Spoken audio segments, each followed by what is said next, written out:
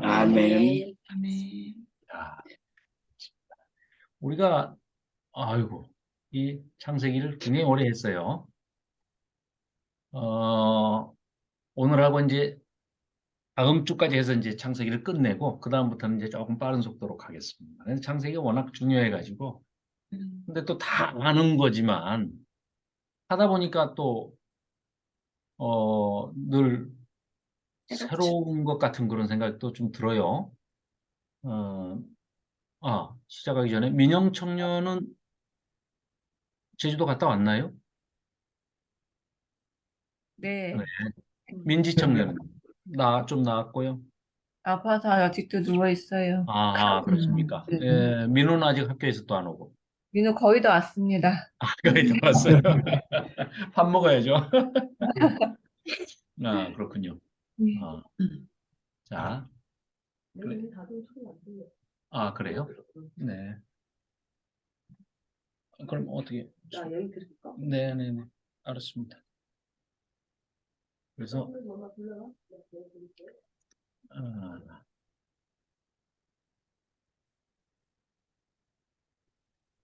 창세기, 우리가 지금 이삭 바친 데까지는 이제 다 살펴보았죠. 네. 그리고 이제부터 지금 창세기를 전반적으로 한번 다시 살펴보면, 자, 화면을 잠깐 공유하겠습니다. 네. 창세기는 우리가 항상 크게 네 가지로 이제 분류를 할 수 있는데요. 첫째, 1장부터 12장까지가 원역사라고 그래서 하나님의 창조, 그리고 인간의 타락, 그 타락한 죄로 인해 타락한 인간들을 또 하나님께서는 반드시 심판하시기 때문에 창조와 타락과 심판, 홍수 심판이죠.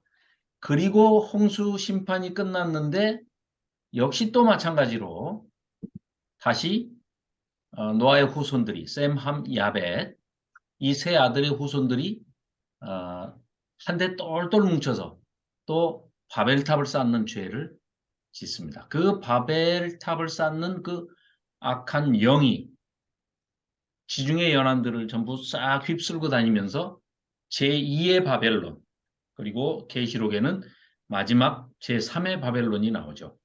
그렇게 해서 이 바벨의 영이 지금까지도 이 세상 공중권세를 잡고 인간들을 끊임없이 죄에 빠지게 미혹하고 있죠.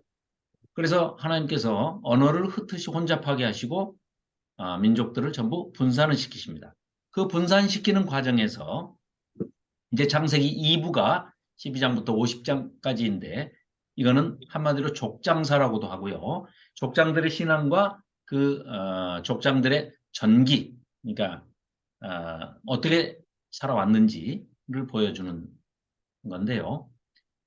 거기에 특별히 노아의 세 아들 중에 셈, 함, 야벳, 그렇죠? 우리 잘 알다시피 셈은 동양인의 황인종의 조상이 되고 함은 아프리카 쪽 흑인의 조상이 되고 야벳은 유럽 쪽으로 건너가서 백인의 조상이 됩니다.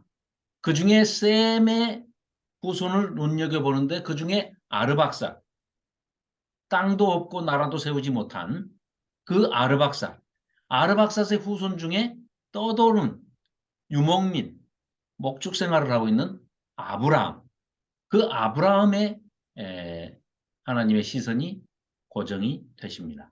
그래서 하나님께서 아브라함을 눈여겨보시고 복의 근원으로 세워주시고 드디어 구원 계획에 대한 믿음의 조상으로 세워주시죠. 그래서 결국은 그 구원이 마지막 이루어지는 데까지를 가자면 아브라함의 품에 우리가 다 믿음의 조상의 품에 다 들어가도록 구원 계획을 세우셨는데 그래서 우리의 믿는 자들의 영이 안착하는 곳이 안주하는 곳이 낙원, 파라다이스라고 하는 그 낙원인데 낙원을 바로 아브라함의 품이라고 부르는 이유가 바로 그것이지요. 그래서 아브라함을 보여주고 그 아브라함의 아들 중에서도 우리가 지난번에 살펴봤던 이스마엘과 이사. 이삭 그리고 나중에 이제 아브라함이 사라가 죽고 난 다음에 사라는 127세에 죽고 아브라함은 175세까지 살기 때문에 사라와 나이 차이는 또 10년이 차이가 납니다. 그래서 38년 동안을 이제 아브라함이 이제 그 후에 더 살게 되면서 사라 죽고 난 다음에 더 살게 되면서 그두라를 얻게 되죠. 그래서 거기에서 또 많은 소생들이 나옵니다. 그렇지만 하나님께서는 이스마엘도 아니고 그두라의 소생들도 아니고 바로 언약의 자녀, 내가 하늘과 같이 뭇별과 같은 바닷가의 모래와 같은 많은 믿음의 자손을 주겠다. 그 자손의 언약의 자손의 이삭을 하나님께서는 지칭하셔서 말씀을 하신 거죠. 그래서 그 이삭을 눈여겨보시고 그 이삭의 아들 중에서도 또 쌍둥이가 나오는데 그 쌍둥이 중에서 에서와 야곱이 있는데 이제 오늘 살펴보겠습니다만은 그 중에서도 이삭의 아들 중에서도 야곱의 하나님께서는 눈길을 두십니다. 그러면 야곱이 뭘 잘해서 그렇고 에서는 뭘 잘못해서 그랬느냐? 우리가 너무나 잘 알다시피 전혀 그렇지 않습니다. 이거는 인간이 뭐 잘했으니까 우리 흔히 그런 얘기 많이 하죠. 복 받을 짓을 해야 복을 받는다. 그런데 그 한편 맞는 말이기도 하면서 한편 틀린 말이기도 합니다. 왜냐하면 우선 우리가 살펴보면 아시겠지만 야곱이 147년을 살면서요. 나이 130이 될 때까지 정말 자기 자신의 그 한탄과 고백인 것처럼 험악한 세월을 살았습니다. 처음부터 끝까지 부모를 속이고 형을 속이고 또 장인을 속이고 또 에서를 속이고 돌아와서 역시 마찬가지입니다. 끊임없이 속고 속이는 그런 성정이 참 요즘 우리도 뭐 그런 비슷한 야곱과 비슷한 성정들이 많이 드러나게 되는데 결코 이제 야곱은 우리가 본받아야 할 인물이다 이렇게 얘기하기가 좀 곤란한 그런 사람이죠. 그런 캐릭터입니다. 그렇기 때문에 아브라함은 잘해서 이삭은 잘해서 그건 전혀 관계없이 하나님께서는 우리 인간, 우리 개개인에게 어떤 운명론적이고 숙명론적으로 인생을 억압하거나 억어하거나 통제하지 않으십니다. 하나님이 가장 좋아하시는 것은 자유입니다. 자유. 그래서 우리에게 두 가지를 주시는데 자유의지와 선택의 자유, 의지의 자유, 선택의 자유 이 두 가지를 주셨죠. 그래서 우리는 하나님을 버릴 수 있는 자유까지를 주셔버린 거죠.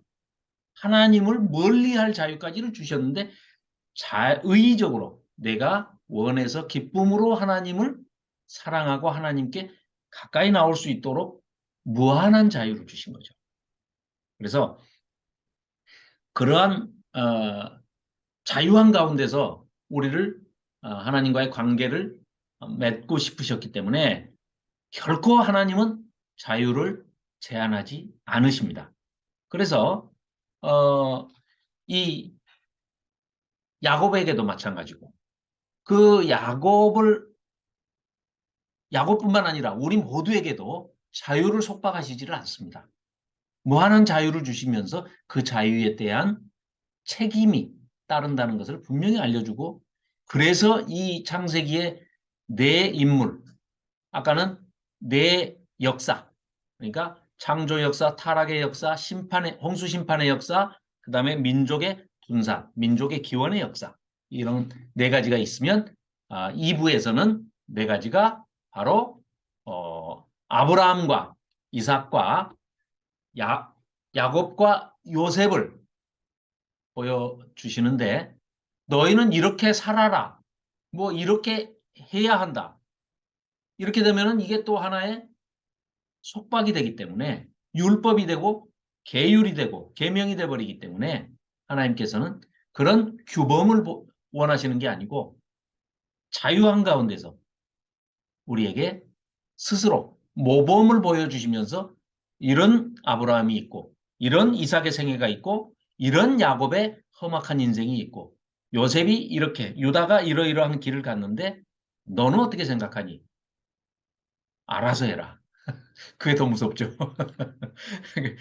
근데 우리가 시키는 것만 해버리면 이게 별 재미가 없죠. 인생도 그런 것 같아요. 그러지 않습니까? 소극적이고, 근데 소극적이냐 적극적이냐. 성경은 분명하게 얘기하고 있죠. 죄를 짓는 것과 죄를 짓지 않는 것에 대해서 너무나 그 우리로서는 좀 감당하기 어려운 얘기를 하시죠. 성경은 뭐라고 그럽니까? 내가 자, 부담스러운 얘기는 공유 중지하고 해봐야지. 성경에서는 선을 행하는 것을 아는데 소극적으로 내가 선을 행하지 않고 있으면 그게 바로 죄라고 해요. 선한 일을 스스로 적극적으로 나서서 찾아서 성실하게 실행하지 않으면 죄라고 합니다. 처음 들으신 표정을 지으시면 곤란하고 그거 어떻게 생각하십니까?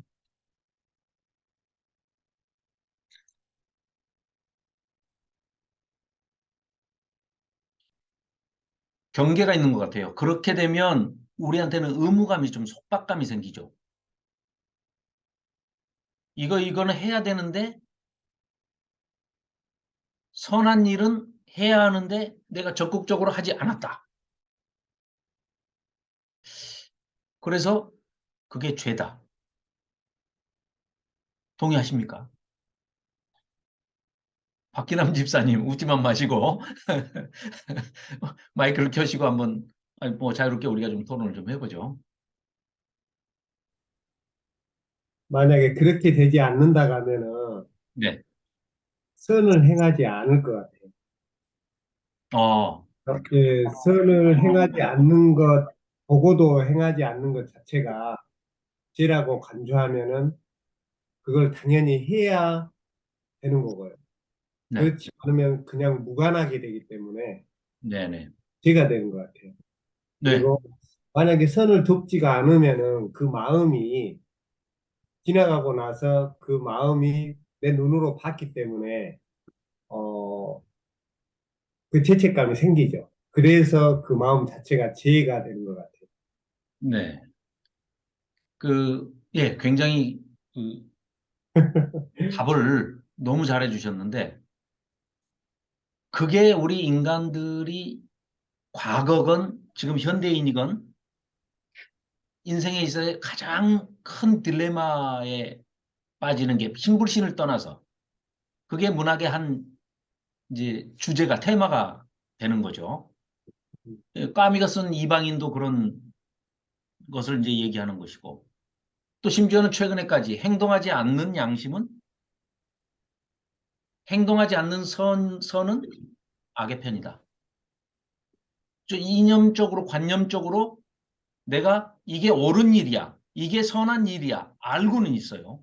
알고는 있지만 악에 대해서 침묵하는 것은 동조하는 것과 똑같다. 그래서 교회에서 정치 얘기하면 안 됩니다. 그 사람은 하나만 알고 나머지 하나를 뺀 나머지 온 전체를 모르는 사람이에요.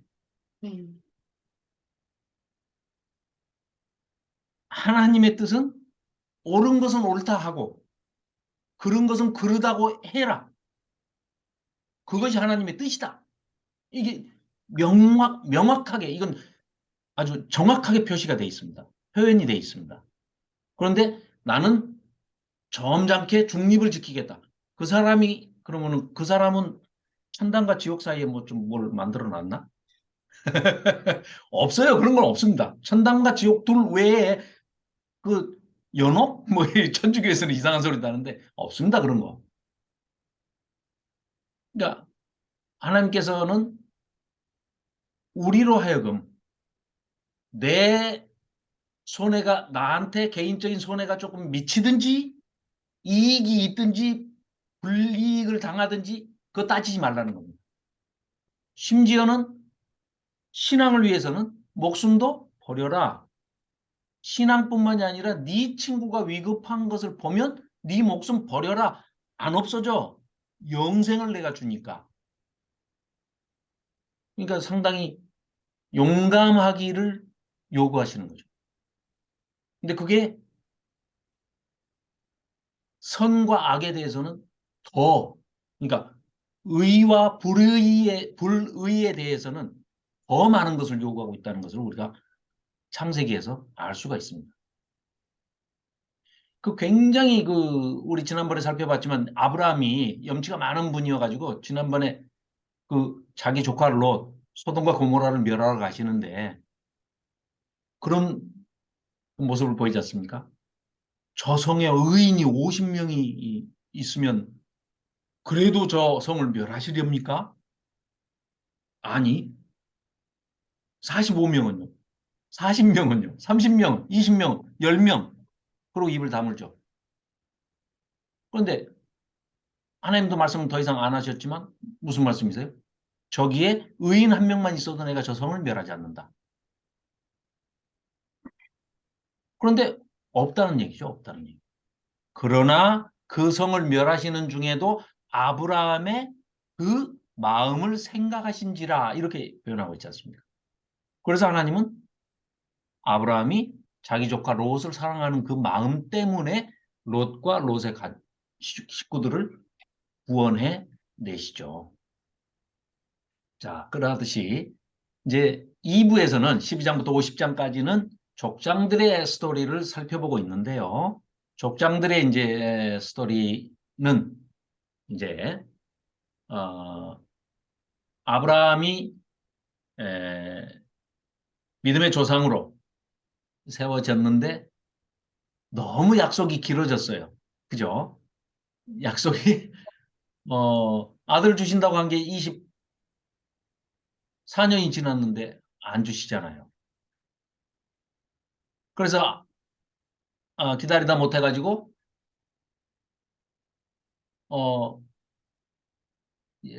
사라의 몸종 하갈을 통해서 이스마엘을 낳습니다. 그 이스마엘을 낳고 난 다음에 아이고, 예, 어서 네, 오십시오, 장로님. 안녕하세요. 식사는 하셨습니까? 늦게 네, 도착하셨다면서요. 먹었습니다. 먹고 이제 식사하십시오, 식사. 먹었습니다. 먹고 왔습니다. 아, 예, 예, 하셨습니다.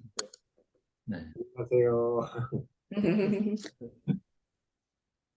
그래서 그 아브라함에게 17장에 보시면 우리가 잘 알다시피 하나님께서 약간 책망하시죠. 아브라함을 행하여 완전하라. 너 좀 똑바로 해.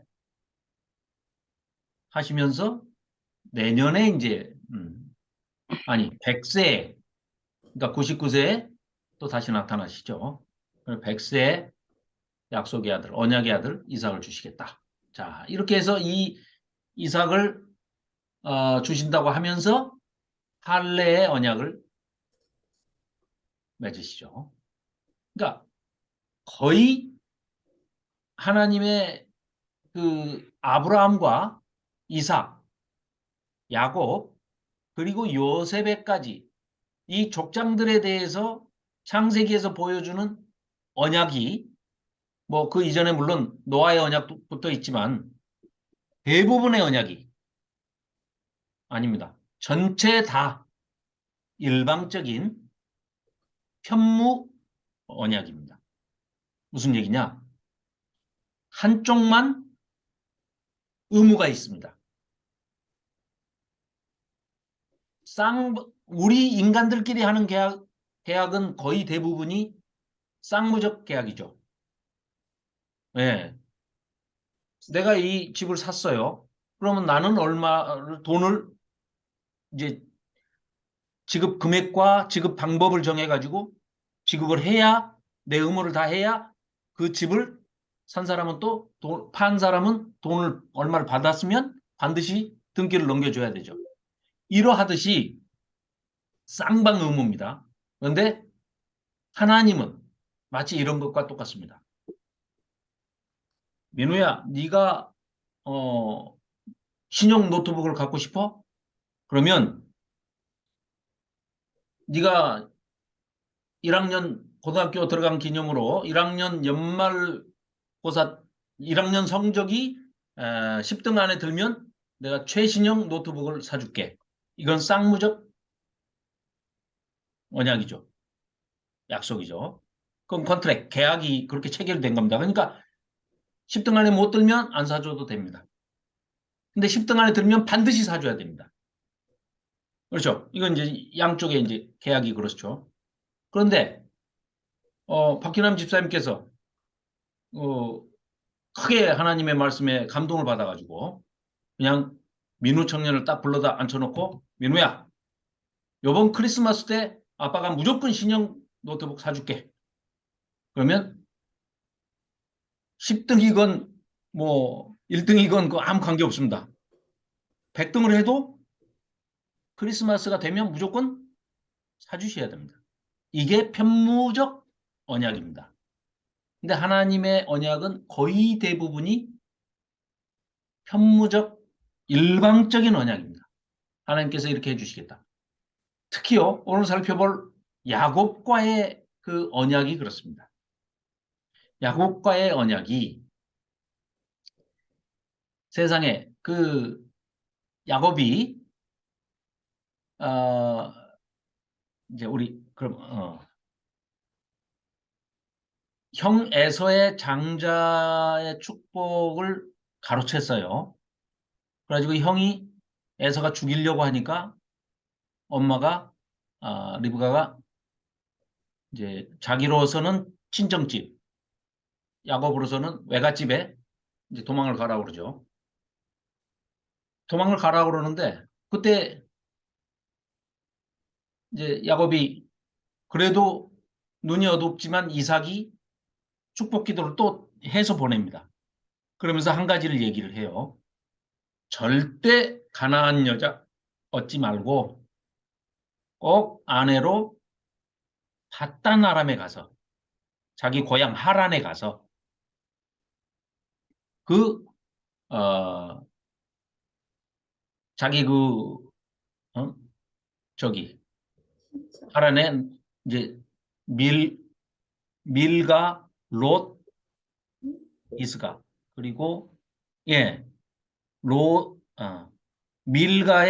밀가가 나오라고 사이에 난 부두엘 그 부두엘의 이제 아들이 저기죠 라반이고 외삼촌이기도 하지만 나중에 이제 장인이 되죠. 라반과 리브가 그 리브가가 사실은 이제 이삭한테 자기 어머니 아닙니까 어머니. 그래서 그 리브가의 이제 오빠의 라반의 소생들 중에서 결혼을 꼭 해라. 이거 이미 언약을 이제 받아갖고 온 겁니다. 사실은 아버지 이삭으로부터 코치를 받아서 가는 거죠. 그때 나이가 71살입니다. 형 에서의 장자의 축복을 빼앗아 형이 죽이려고 하니까 도망을 간 그때의 나이가 20, 30대 청년이 아니고 71살입니다. 71살. 그건 어떻게 해서 알 수 있냐? 요셉이 애굽의 총리가 됐을 때 그때 가서 애굽의 바로 왕 앞에 가서 어르신 나이가 올해 연세가 어찌게 되시오 하니까 나 올해 130이고 험악한 세월을 살았습니다 할 때 이제 그 나이부터 거꾸로 딱 계산을 해보면 71세 때 도망을 갑니다. 그런데 그도 그럴 것이 보십시오. 이삭 자기 아버지 이삭 야곱의 아버지 이삭도 180을 살았거든요. 그러면 환갑을 3번 지낸 거예요. 60 곱하기 3을 한 거예요. 3. 그리고 60세가 넘어서 애들을 낳잖아요. 뭐 아브라함은 뭐 86세. 아, 13살이니까 뭐 80, 네. 그렇죠? 그 다음에 이삭을 낳을 때는 100세. 그러니까 이 그 도망을 갈 때의 나이가 71세인데 지난번에 우리 그 얘기 말씀 나눴나 모르겠습니다. 자, 왜 도망을 그 장자권을 물론 히브리서를 보면 에서는 장자권을 경홀히 여겼다. 그러니까 아주 대수롭지 않게 여겼다. 그래서 망령된 자다 이렇게 얘기를 하는데 그 원어를 찾아보면요. 망령됐다 그 말이 불경건하게 생각을 했다는 거예요. 그러니까 즉 그때는 율법이 없으니까 장자에 대해서 어떤 것을 모르지만 우리가 합리적인 유추를 해보자고요. 자, 이럴 수 있습니다. 아브라함이 이삭을 얻어서 100세에 얻어가지고 이삭을 바쳤던 얘기를 야곱이 들었을까요? 안 들었을까요? 자기 아버지한테 충분히 들었지 않겠습니까? 그리고 이스마엘과의 관계, 또 그들과의 소생들과의 관계, 자기 아버지 이삭이 하나님이 약속의 자녀고 언약의 자녀, 은혜의 자녀라는 것을 충분히 들어서 알고 있습니다. 그리고 야곱도 제단을 쌓고 이렇게 도망가는 와중에도 제단을 쌓고 하나님께 제사를 드리는 걸 보면 충분히 그런 것을 알고 있었습니다. 그렇다면 에서도 똑같이 아버지한테 들었을 텐데 장자권에 대해서 그다지 소중하게 생각을 하지 않은 겁니다. 그걸 망령됐다라고 히브리서 기자는 얘기를 하고 있는 겁니다. 자, 그렇다 치면 마찬가지입니다. 바울도 여러 군데서 디모데 전서에도 그렇고 디모데 후서에서도 그런 표현을 쓰고 있습니다. 에서는 장자의 권한을 경홀히 여겼다. 경망스럽게, 망령되게 또 우습게 하찮게 여겼다. 이러는데 그 일단 율법이 있기 전이지만 장자는 재산을 다른 동생들보다 2배를 받는 건 아시죠? 그러면 지금 야곱이 에서의 장자권을 팥죽 한 그릇과 바꾼 것은 자기 아버지 이삭이 거부가 됐다고 그러잖아요. 그 재산의 2배를 지금 팥죽 한 그릇하고 바꾼 셈이에요. 요즘 같으면 있을 수 있는 일인가요? 재벌들도 막 그 서로 상속을 더 받겠다고 지금 소송하고 뭐 청부살인도 하고 막 그러는 판인데 팥죽 한 그릇에 바꿔버렸단 말이죠. 야곱은 따블 그거를 재산을 2배를 자기 형 재산을 뺏어서 자기가 2배를 갖는 그거를 팥죽 한 그릇으로 바꿨어요. 그런데 놀랍게도 에서가 뭐라고 얘기를 하냐면 장자의 축복을 받을 때 와가지고 아버지한테 자 여기 큰아들 제가 왔습니다 하니까 야 나 아까 네 동생한테 다 해줘버렸다. 이 얘기를 하니까 뭐라고 얘기를 하냐면 나를 2번이나 속였다고 그래요. 야곱이. 그거 맞는 말입니까? 틀린 말입니까? 네. 아니 박기남 집사님 마이크 켜시고 말씀하시면 됩니다. 네. 근데 그, 팥죽을 먹었을 때 네. 이미 자기가 그걸 알고 있었다는 네. 뜻이거든요. 네. 그러니까 속인 게 아니잖아요. 예. 자기가 그냥 팥죽 한 그릇하고 바꿔버렸잖아요. 배고프니까. 그래 놓고 속였다고 지금 이제 자기 아버지한테는 그렇게 모함을 하는 거예요. 쉽게 얘기하면. 에서는. 그리고 돈을 떠나서 장자의 축복을 뺏기고 난 다음에는 죽여버리겠다는 마음이 생겼잖아요. 예. 야곱을. 우리 어디서 많이 본 거 아니에요? 아담의 아들 가인과 아벨이 제사를 드릴 때 자기 제사는 받지 않고 동생의 아벨의 제사를 받으니까 하나님은 어떻게 해버릴 수가 없으니까 동생을 죽여버리잖아요. 그걸 하나님의 입장에서는 잠시 뒤에 이 제사를 안 받고 난 다음에는 동생을 쳐 죽일 자의 제사를 받으시겠냐 이거죠. 이미 다 알고 계시는데. 그러니까 우리는 모르니까 얼마나 다행스러운지 몰라요. 그죠? 속을 때 속더라도 모르고 속잖아요. 근데 하나님 다 알고 계시면서도 때론 속아주시고 눈 감아주시고 받아주시고 꼭 부모가 자식들 거짓말하는 거 다 알면서도 그냥 알고도 속아주고 모르고도 속아주고 하듯이 하나님 그러신 입장이잖아요. 벌써 이게 야곱과 에서 관계가 그런 관계라는 거죠. 그리고 이제 뭐 워낙 스토리는 잘 아시니까 이제 야곱이 참 아이러니컬한 게요. 자기 아버지를 속일 때 어떻게 속입니까? 아, 자, 염소떼에 가서 염소 한 마리를 잡아가지고 자기는 털이 없는 매끈한 사람이고 에서는 털복숭이니까 그 양 가죽 털 있는 거를 이렇게 손에다 이렇게 덮어가지고 에서 옷을 훔쳐 입고 어, 아버지를 속이죠. 눈이 먼 아버지를.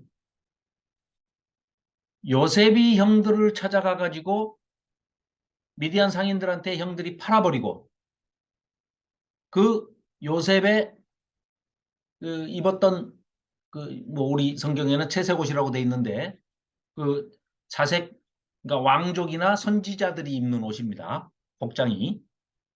그 옷에다가 피를 묻히죠. 그래가지고 갖다 주죠. 당사자는 몰랐겠지만 우리는 어디서 많이 본 장면이죠. 자기가 눈이 어두운 아버지 이삭을 속일 때 썼던 수법으로 그대로 당한 거예요. 그죠? 어, 또 그때도 속았지만 어, 이제 야곱의 입장에서는 굉장히 영리하게 자기는 속인다고 속여요. 그런데 어,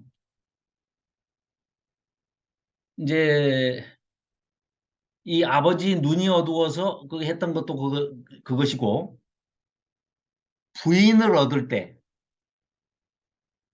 처음에 자기는 누구 라헬이 너무 마음에 들어서 라헬하고 결혼하겠다고 해가지고 노예를 7년 살겠다, 머슴 살겠다 자원해서 한 거 아닙니까? 그런데 첫날 밤에 들어갔을 때 어때요? 캄캄해 가지고 아무것도 안 보이는 상태에서 레아가 들어왔단 말이죠. 자기 장인 라반한테 속았어요. 속았는데 그 속이는 그게 뭐예요? 캄캄해 눈이 안 보이는데 아버지 속인 거하고 똑같은 거예요. 똑같이 당한 거예요. 그러니까 자기가 영리해 가지고 속이고 이렇게 했던 것들이 그대로 자기가 다시 또 당하는 인생입니다. 꼭 우리 같아요. 그래서 오늘은 이제 24장부터 이제 중요한 장면들을 한번 좀 살펴보겠는데 그 들어가기 전에 이제 제가 말씀드리고자 했던 것이 그런 내용들입니다. 그러니까 영리해가지고 본인이 열심히 속였는데 그게 바로 결국은 다 부메랑이 돼가지고 자기가 거의 흡사한 방식으로 그대로 또 속습니다. 똑같은 방식으로. 그래서 자, 오늘은 24장부터 한번 이제 살펴보겠습니다. 자, 24장 한번 볼까요? 이삭이 리브가를 이제 아내로 맞이하는 장면이죠. 이건 뭐 우리가 너무나 잘 아는 장면이죠. 자, 24장. 아브라함이 나이가 많아 늙었고 여호와께서 그에게 범사에 복을 주셨더라. 자, 하나님께서 아브라함에게 복을 주시는 어, 그 장면이 구체적으로 이제 여기 이 뭐 이렇게 표현은 되어 있지 않지만 불신자들, 즉 하나님을 모르는 자들이 아브라함을 찾아와서 신앙 고백을 하는 것으로 아주 대변을 하고 있죠. 전혀 모르는 사람이 그 사람들이 와가지고 그랄 왕이니 뭐 아비멜렉이니 뭐 이런 사람들이 군대 장관 비골이니 이런 사람들이 와가지고 당신 삶을 보니까 당신은 하나님이 동행하시는 거 맞소. 하나님이 당신이 하는 일마다 복을 주시는 것 같소. 라고 불신자들의 입을 통해서 하나님을 찬양하는 그런 신앙 고백이 나오게끔 그렇게 표현을 하고 있죠. 자, 그래서 3절 하반절에 가나안 족속의 딸 중에서 내 아들을 원하여 아내를 택하지 말고 내 고향 바다나람 하란. 바다나람 그 말은 아람의 평야, 아람의 땅 그런 뜻이죠. 거기로 가서 내 아들 이삭을 위해서 아내를 택해라 그랬습니다. 그러니까 이제 24장 보면 이제 이 이제 다메섹 엘리에셀이 바다나람으로 이제 아들을 주인의 아들 이삭의 아내 며느리감을 이제 보러 갔습니다. 거기서 만난 게 이제 우물가에서 리브가를 만나죠. 15절. 이제 기도를 하는데 이 기도가 마치기도 전에 리브가가 물동이를 어깨에 메고 나오니 그는 아브라함의 동생 나홀의 아내 밀가의 아들 부두엘의 소생이라. 그 소녀는 보기에 심히 아리답고 지금까지 남자가 가까이 하지 아니한 처녀더라. 그래서 이제 물을 조금 달라 그랬는데 저기를 보시면 그 중근동 지방 그쪽에 그 우물을 보면은요. 이게 거기 가보신 분들 뭐 계시겠지만 정말 깊이 이 땅속으로 내려가야 물을 이제 길어올 수 있는데 지금 여기 앞에 화면에 잠깐 보이시는 뭐 물동이 해봐야 요 정도 한 통입니다. 이거 한 통 머리에 이고 물 길어서 가지고 한참 뭐 한 20m면 한 7층 높이 7층 아파트 7층을 1층에서 물 한 동이 메고 이고 올라가서 내려오고 또 올라오고 내려오고 이걸 계속 반복해야 됩니다. 그러면 낙타가 최소한 뭐 5마리 정도 있었다. 그럼 2동이씩 먹는다 그러면 10동이.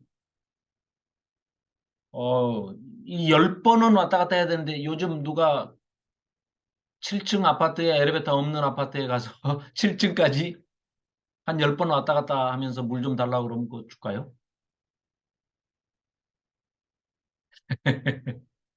예. 일단 이 리브가가 착한 사람인 거는 틀림없는 것 같아요. 그래서 26절. 그래서 이제 이 다메섹 사람 엘리에셀이 머리를 숙여 여호와께 경배하고 이르되 나의 주인 아브라함의 하나님 여호와를 찬송하나이다. 나의 주인에게 그러니까 즉 아브라함을 얘기하는 거죠. 주의 사랑과 성실을 그치지 아니하셨사오며 여호와께서 길에서 나를 인도하사 내 주인의 동생 집에 이르게 하셨나이다 아니라. 자, 그래서 가서 이제 이 리브가를 며느리감으로 이제 데리고 주인 집으로 아브라함한테 돌아가려고 하는데 리브가의 이제 의견이 굉장히 중요하죠. 당사자의 의견이 상당히 민주적이에요. 이 당시에도 남존여비 사상이 상당히 심했던 것으로 보여지는데 그럼에도 불구하고 이제 이렇게 선택권은 당사자에게 줍니다. 그러니까 리브가의 반응이 어때요? 처음 아직 신랑 얼굴도 못 봤잖아요. 그럼 너 시집 갈래? 그러니까 예 하고 바로 따라 나섭니다. 그, 여기 박 집사님은 딸이 두 분이고 장로님은 딸이 며느리가 이제 2분 되실 분이고 딸이 없는 분한테는 뭐 물어봤자 송은영 집사님도 딸이 없으니까 물어볼 수도 없고 박인경 집사님도 아들만 2분이잖아요. 그렇죠. 딸이 굉장히 귀하네. 저도 딸이 하나 있는데 시집 갈래? 그랬더니 네 하고 가더라고요. 리브가하고 비슷한 것 같아. 그래서 리브가가 이제 축복을 받고 집을 떠나는데요. 보십시오. 60절 리브가에게 축복하여 이르되 우리 누이여 너는 천만인의 어머니가 될지어다. 내 씨로 그 원수의 성문을 얻게 할지어다. 이런 기도를 이 리브가의 오라버니 라반이 하고 있습니다. 어떻게 해서 이 사람이 이런 기도를 하게 됐을까요? 그냥 친척이니까? 남매니까?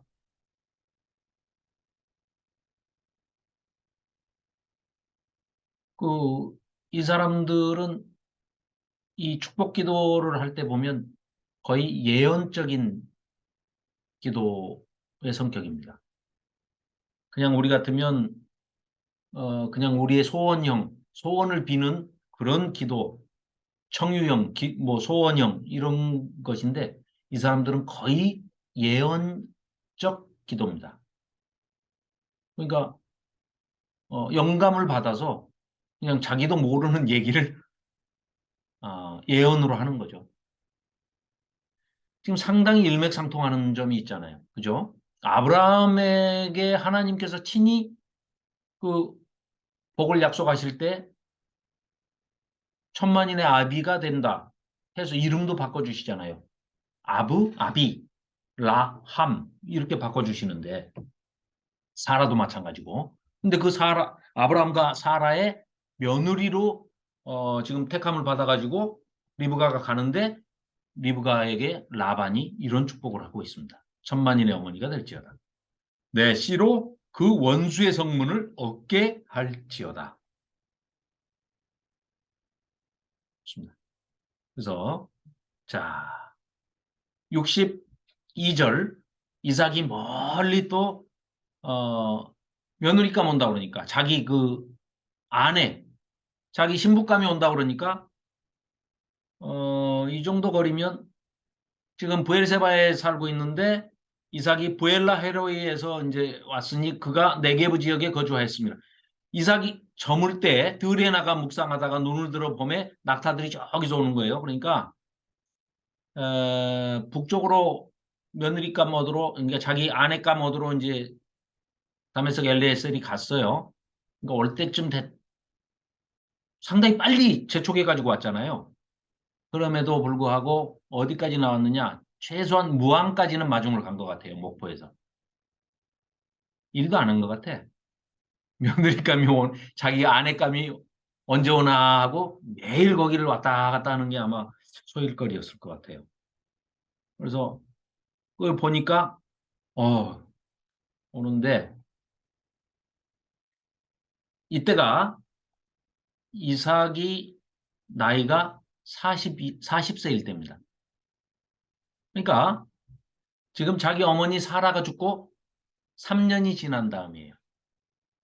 그래서 67절 이삭이 리브가를 인도하여 그의 어머니 사라의 장막에 들이고 그를 맞이하여 아내로 삼고 사랑하였으니 이삭이 그의 어머니를 장례한 후에 위로를 얻었더라. 그러니까 어머니 돌아가시고 정말 의지할 데도 없고 이제 이런 와중에 지금 리브가를 아내로 맞이한 거죠.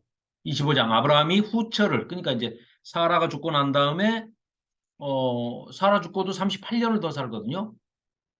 사라가 127세에 죽었으니까 아브라함은 10살 더 많으니까 137세고 175세까지 살아야 되니까 38년을 더 사는 거죠. 그러니까 그두라를 후처로 또 맞이합니다. 그래서 이제 그두라에서 난 자녀들 이름을 쭉 하는데 이 이름 중에 보십시오. 드단, 그다음에 아수르, 4절에 미디안, 다 어디서 많이 들어봤는데 하나같이 공통점이 뭐예요? 이스라엘 백성들을 괴롭혔던 족속들. 한 배에서 나왔는데 이렇습니다.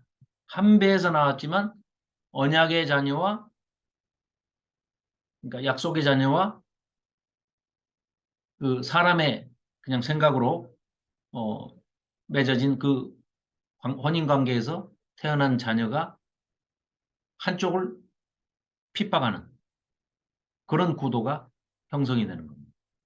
자, 그래서 7절 아브라함의 향년이 175세라. 그의 나이가 높고 늙어서 기운이 다하여 죽어 자기 열조에게로 돌아가매.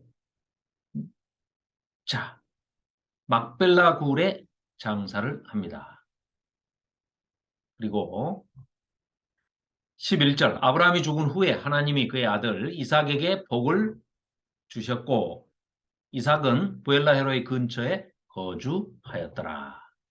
그러니까 이 당시에는 유목민인데도 불구하고 지금 아브라함이 거부가 됐거든요. 이삭 때에는 농경업도 하면서 목축업도 같이 하는 그런 지금 이 거부가 된 겁니다. 그리고 또 그걸 그대로 상속을 지금 다 받았죠. 그러니까 이삭도 굉장한 족장이 된 거죠. 부족을 지금 거느리고 있는 거죠. 자, 20절입니다. 이삭은 40세의 리브가를 맞이하여 아내로 삼았습니다. 리브가는 밧단 아람의 아람 족속 중 부두엘의 딸이요 아람 족속 라반의 누이였더라. 그러니까 이제 40세에 결혼을 했는데 20년간 애가 없다가 60세에 지금 이제 이 쌍둥이를 얻습니다. 자, 이삭이 그의 아내가 임신하지 못하여 그를 위하여 여호와께 간구하매 여호와께서 그의 간구를 들으셨으므로 그의 아내 리브가가 임신하였더니 그 아들들이 뱃속에서부터 태속에서부터 서로 싸우는지라. 자, 23절 여호와께서 그에게 이르시되 두 국민이 내 태중에 있구나 두 민족이 내 복중에서부터 나누이리라. 이 족속이 저 족속보다 강하겠고 큰 자가 어린 자를 섬기리라 하셨더라. 이것도 우리가 염두에 두셔야 할 것이요. 에서와 야곱의 이 인생에서도 특히 우리가 이제 착각을 좀 할 수가 있는 게 뭐냐면 하나님이 이렇게 만드셨다. 이렇게 우리가 착각할 수가 있습니다.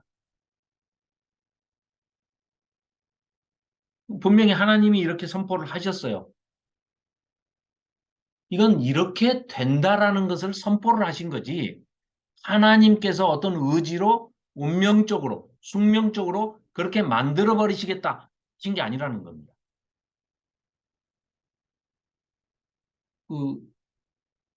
제 말씀이 이해가 되시나요? 네, 박인경 집사님 마이크 켜시고. 네, 마이크 켜고 말씀하세요. 마이크 켜. 네, 마이크 켜시고요. 다시 한번 말씀해 주시라고. 예. 저는 이겁니다. 그러니까 23절에 하나님께서 분명히 선포를 하셨어요. 말씀을 하셨는데 두 국민이 리브가 뱃속에 있는데 두 민족이 네 뱃속에서부터 갈라져 가지고 싸우는데 한쪽 족속이 한쪽보다 강하고 큰 자가 어린 자를 섬기게 되겠다. 라고 말씀하셨어요. 이걸 우리는 하나님이 이렇게 강제로 만들어 버리셨구나 라는 생각이 먼저 들거든요. 그런데 이게 여호와께서 이르시되라고 표현이 되어 있지만 그러니까 천사를 통해서 말씀을 하셨건 아니면 선지자를 보내서 하셨건 어떠한 형태든지 하나님이 이제 이렇게 표현을 해요. 여호와께서 이르시되 이렇게 표현을 하지만 이거는 하나님께서 의지적으로 그렇게 만들어 버리시겠다 하신 게 아니고 그렇게 될 것을 예언적으로 미리 말씀을 우리에게 알려주는 것이다. 그러지 여기에 하나님의 어떤 의지나 하나님께서 이렇게 하시겠다 하는 게 담겨 있는 게 아니라는 거죠.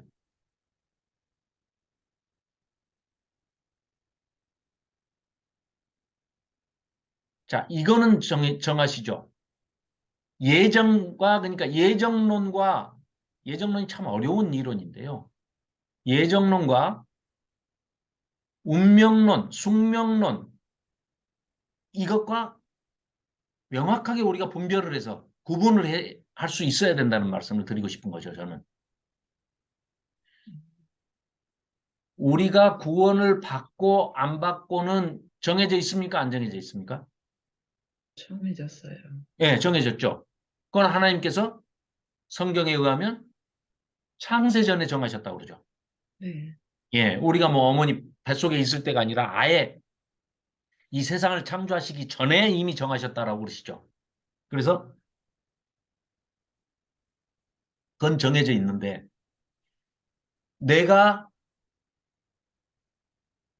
언제 태어나서 어떻게 죽고 뭐 그러니까 쉽게 얘기하면 우리가 그 사주팔자 뭐 점 보러 가고 막 이래가지고 운명을 막 알려고 하잖아요. 근데 그런 게 다 엉터리라는 거죠. 정해진 게 하나도 없다. 정해진 건 뭐다?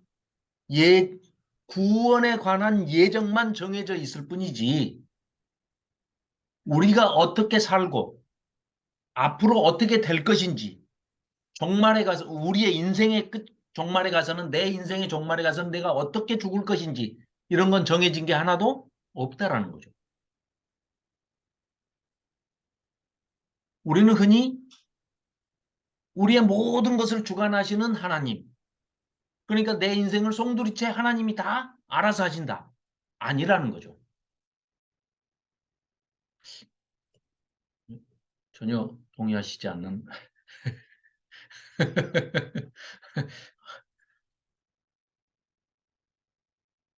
아니, 송은영 집사님. 우리 대화를 좀, 장로님, 권사님, 우리 대화를 좀 합시다. 이거 심각한 문제인데. 박기남 집사님, 마이크 켜시고요. 대화를 한번 하시죠. 조희정 집사님. 제가 드리는 말씀에 동의를 안 하십니까?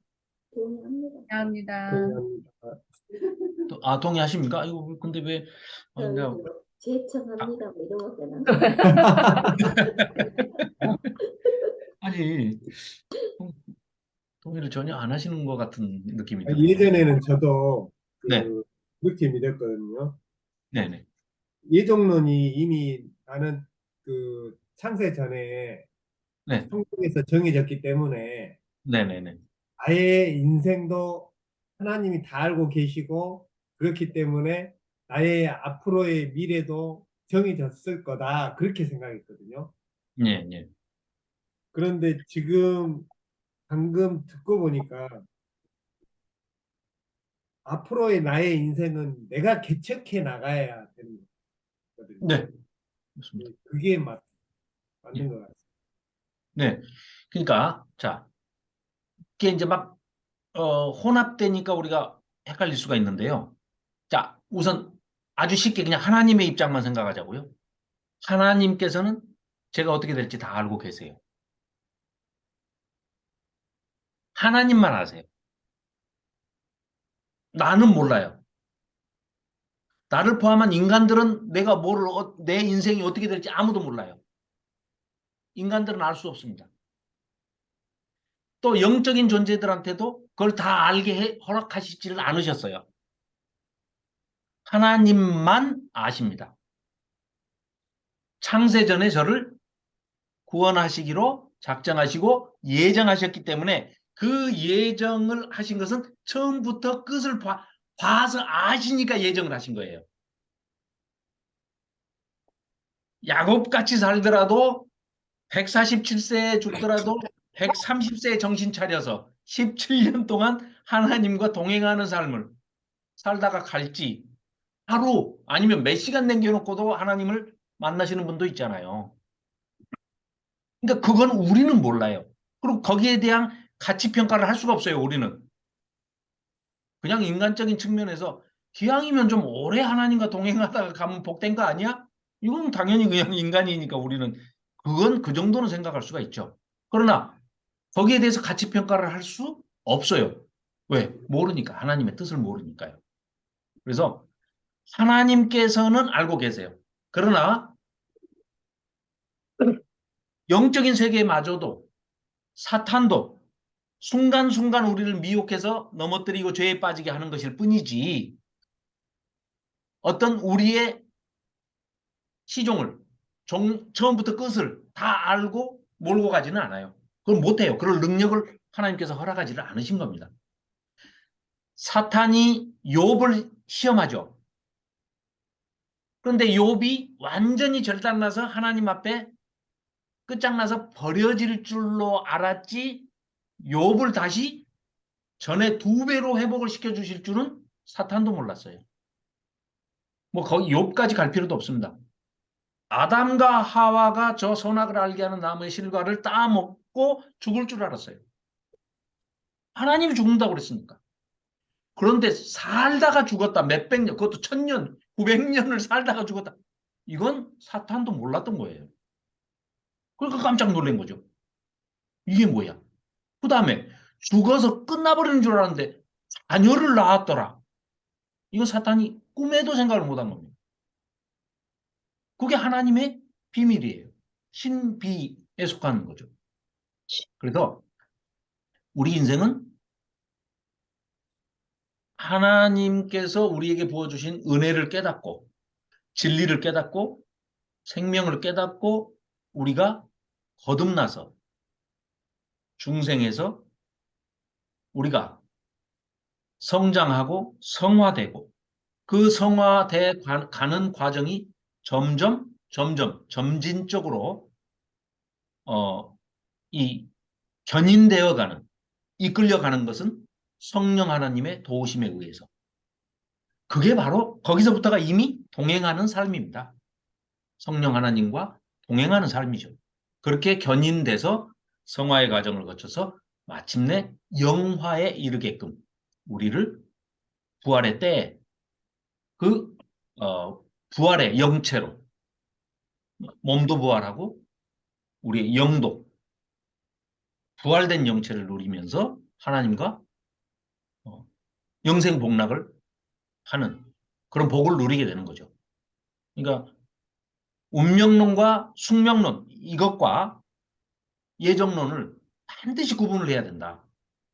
그 말씀이 왜 이렇게 길어졌지? 죄송합니다.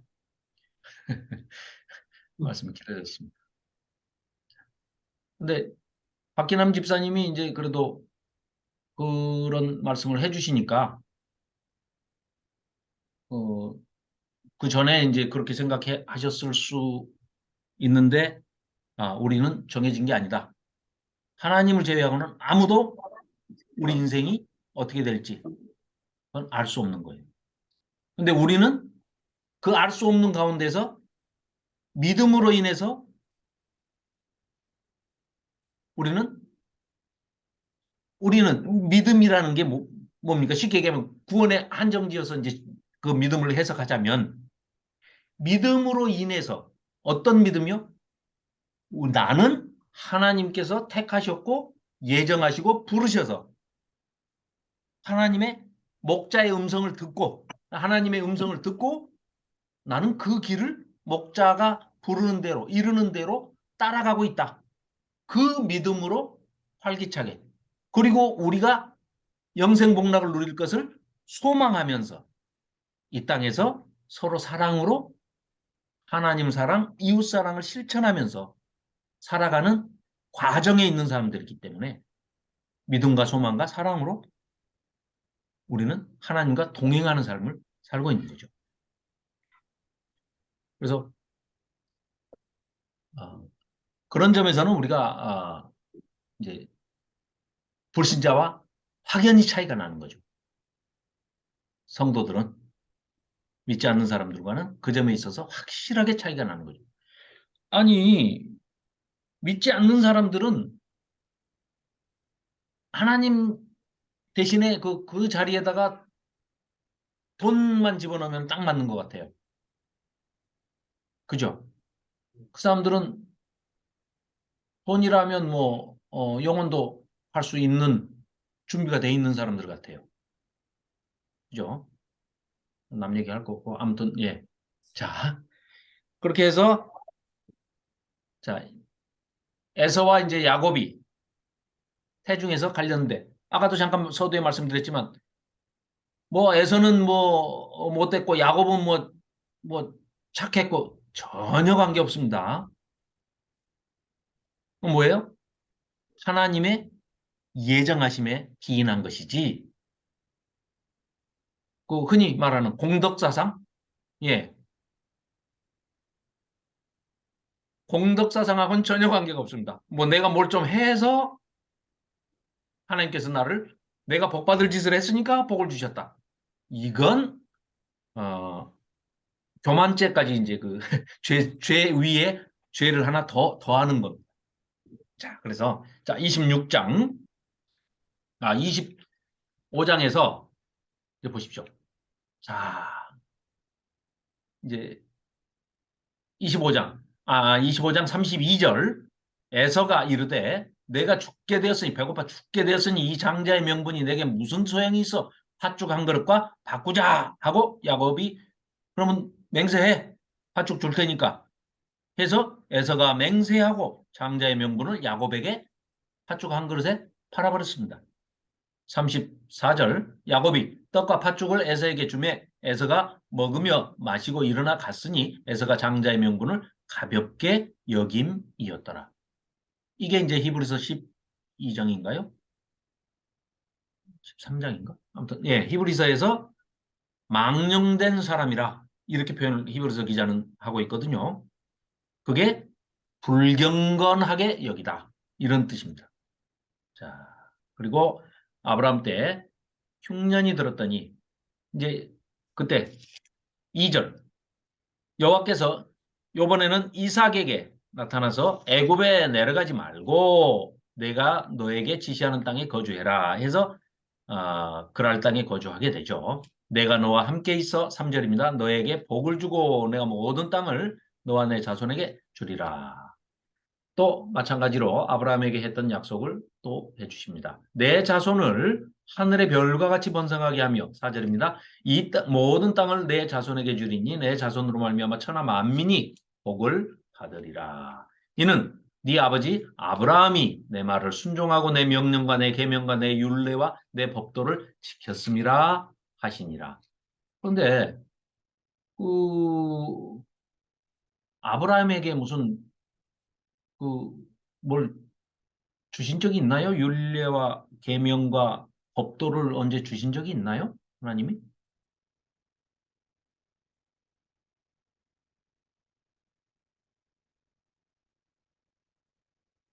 없죠? 예. 우리가 기억하기로는 우리가 살펴본 성경에는 아브라함에게 따로 하나님께서 내 명령과 내 계명과 내 율례와 내 법도를 네 아버지가 잘 지켰거든 이라고 평가를 하시거든요. 그러면 하나님과 여기에 다 기록은 돼 있지 않지만 하나님과 아브라함이 직접 대화를 이제 나누던 시절 아닙니까? 출애굽 때도 마찬가지고 직접 대화를 나누실 때 하나님의 말씀을 그대로 다 율례로, 규례로, 법도로, 명령으로, 계명으로 받아 여겼다는 거죠. 아브라함이. 간주했다는 거죠. 그리고 순종했다는 겁니다. 어디까지? 이삭을 바치기까지 순종한 사람이기 때문에 그걸 하나님은 높게 평가를 하시면서 이삭에게 더욱더 자녀에게 아비가 잘한 것을 자녀에게 더욱더 배나 더 복을 주신다 하는 그 말씀을 하시는 거죠. 그래서 이삭은 애굽에 내려가지 않고 그랄에 거주했습니다. 자기 아버지하고 똑같습니다. 부전자전. 아버지가 겪었던 아내를 뺏기는 그것까지 또 똑같이 겪게 됩니다. 자, 그 전에 12절 이삭이 그 땅에서 농사도 합니다. 아까 말씀드렸듯이 목축업만 한 게 아니고 목축업은 특성상 초지를 따라서 풀 있는 곳을 따라서 양떼를 몰고 막 그 가축대를 몰고 가서 풀을 먹여야 되는데 그러면 자연스럽게 이동이 될 수밖에 없는데 큰 지역을 차지하고 땅을 풀이 있는 초지를 다 차지하면서 농사도 지으면서 하고 있다는 것은 그만큼 많은 인력을 확보하고 있는 하나의 부족 국가가 형성이 됐다. 이걸 지금 뒷받침하고 있는 얘기죠. 그래서 농사하여 그 해에 100배나 얻었고 엄청나게 얻었습니다. 여호와께서 복을 주심으로 13절 그 사람이 창대하고 이삭이 창대하고 왕성하여 마침내 거부가 되어 양과 소가 떼를 이루고 종이 심히 많으므로 블레셋 사람이 그를 시기하여 그 아버지 아브라함 때 그 아버지의 종들이 판 모든 우물을 메워버리고 흙으로 막고 메워버렸습니다. 그러면서 하는 얘기가 아비멜렉이 이삭에게 와가지고 네가 우리보다 크게 강성한즉 우리를 떠나라. 이 말은 전쟁 선포하고 똑같은 겁니다. 너희가 이렇게 힘이 중다해주고 이 당시에 인구가 느는 것은 생육하고 번성함으로써 자체적으로 이제 인구가 늘 수도 있고 먹고 살 길이 없는 굶어 죽는 판에 떠도는 거류민들이 나그네들이 아예 노예로 생계를 유지하기 위해서 가족 단위로 그냥 다 합류를 해버리는 경우도 있죠. 이렇게 수백 명이 몰려 들어가지고 이런 그 족속을 이루면 원래 그 땅을 차지하고 살던 민족에게는 굉장히 큰 위협이 될 수가 있죠. 그래서 지금 전쟁 선포를 한 겁니다. 좋은 말로 할 때 나갈래? 아니면은 여기서 전쟁을 한번 할까? 죽을래? 갈래? 지금 그 얘기입니다. 이 보통 심각한 문제가 아닙니다. 근데 이삭의 특징은 뭡니까? 무조건 양보입니다. 그 양보만이 이삭이 굉장히 현명한 사람이죠. 소유냐 존재냐 했을 때 소유가 존재를 앞설 수가 없죠. 그렇죠? 소유를 지키려다가 몰살해. 아무 소용없잖아요. 그래서 철저하게 이삭은 다 양보합니다. 이 남쪽 지방, 특히 네게브 지방 이쪽은 물이 너무너무 귀한 지방인데 그래도 좀 북쪽으로 올라가면 그래도 이제 단에서부터 이렇게 흘러서 이제 눈 녹은 물들이 내려와서 단에서부터 흘러내려왔다 해가지고 요르단 그러잖아요. 요단강. 물이 조금씩 있는데 아예 이 남쪽은 물이 없습니다. 나일강 전까지는. 그러니까 물이 너무너무 귀한데 그러니까 뭐 생명수 말 그대로 생명수입니다. 그런데 물의 근원을 찾아가지고 샘을 팠는데 그 샘이 있어야 식수로도 쓰지만 농사도 지을 수 있고 농사를 지어서 또 초지가 생기면 목축업도 하고 이런데 이걸 얼마나 악한 사람들이면은 자기들도 거기서 먹고 살아야 그 물을 먹고 같이 활용을 하면 좋은데 그걸 메꿔버려요. 너 죽고 나 죽자죠. 메꿔버렸다는 얘기는 너 죽고 나 죽자예요. 너 죽고 나 살자가 아니고 너 죽고 나 죽자예요. 그러니까 물의 생명의 근원을 메워버리는 거죠. 그리고 전쟁 선포를 하는 겁니다. 죽자. 죽을래 갈래. 이런 입장인데 이삭하고는 싸우면 안 됩니다. 고장난명. 그 집사님, 네. 그, 그 사람들이 목축업이었잖아요. 네네네. 그러니까 그 지역에 있는 목초를 다 뜯어먹고 새로운 목초지로 이동할 때 네네. 그곳에 있던 샘물을 메꿔버렸다는 거 아닌가요? 아닙니다. 아닌가요? 예, 예, 예, 예. 이제 그 전에는 아브라함 때는 이동하면서 이렇게 그 목축업을 했거든요. 초지를 찾아서 이제 풀이 있는 곳을 이렇게 찾아다니니까 자연히 유목민이죠. 그런데 이삭 때에는 하나님께서 큰 복을 주어서 12절 이삭이 그 땅에서 농사도 하게 됩니다.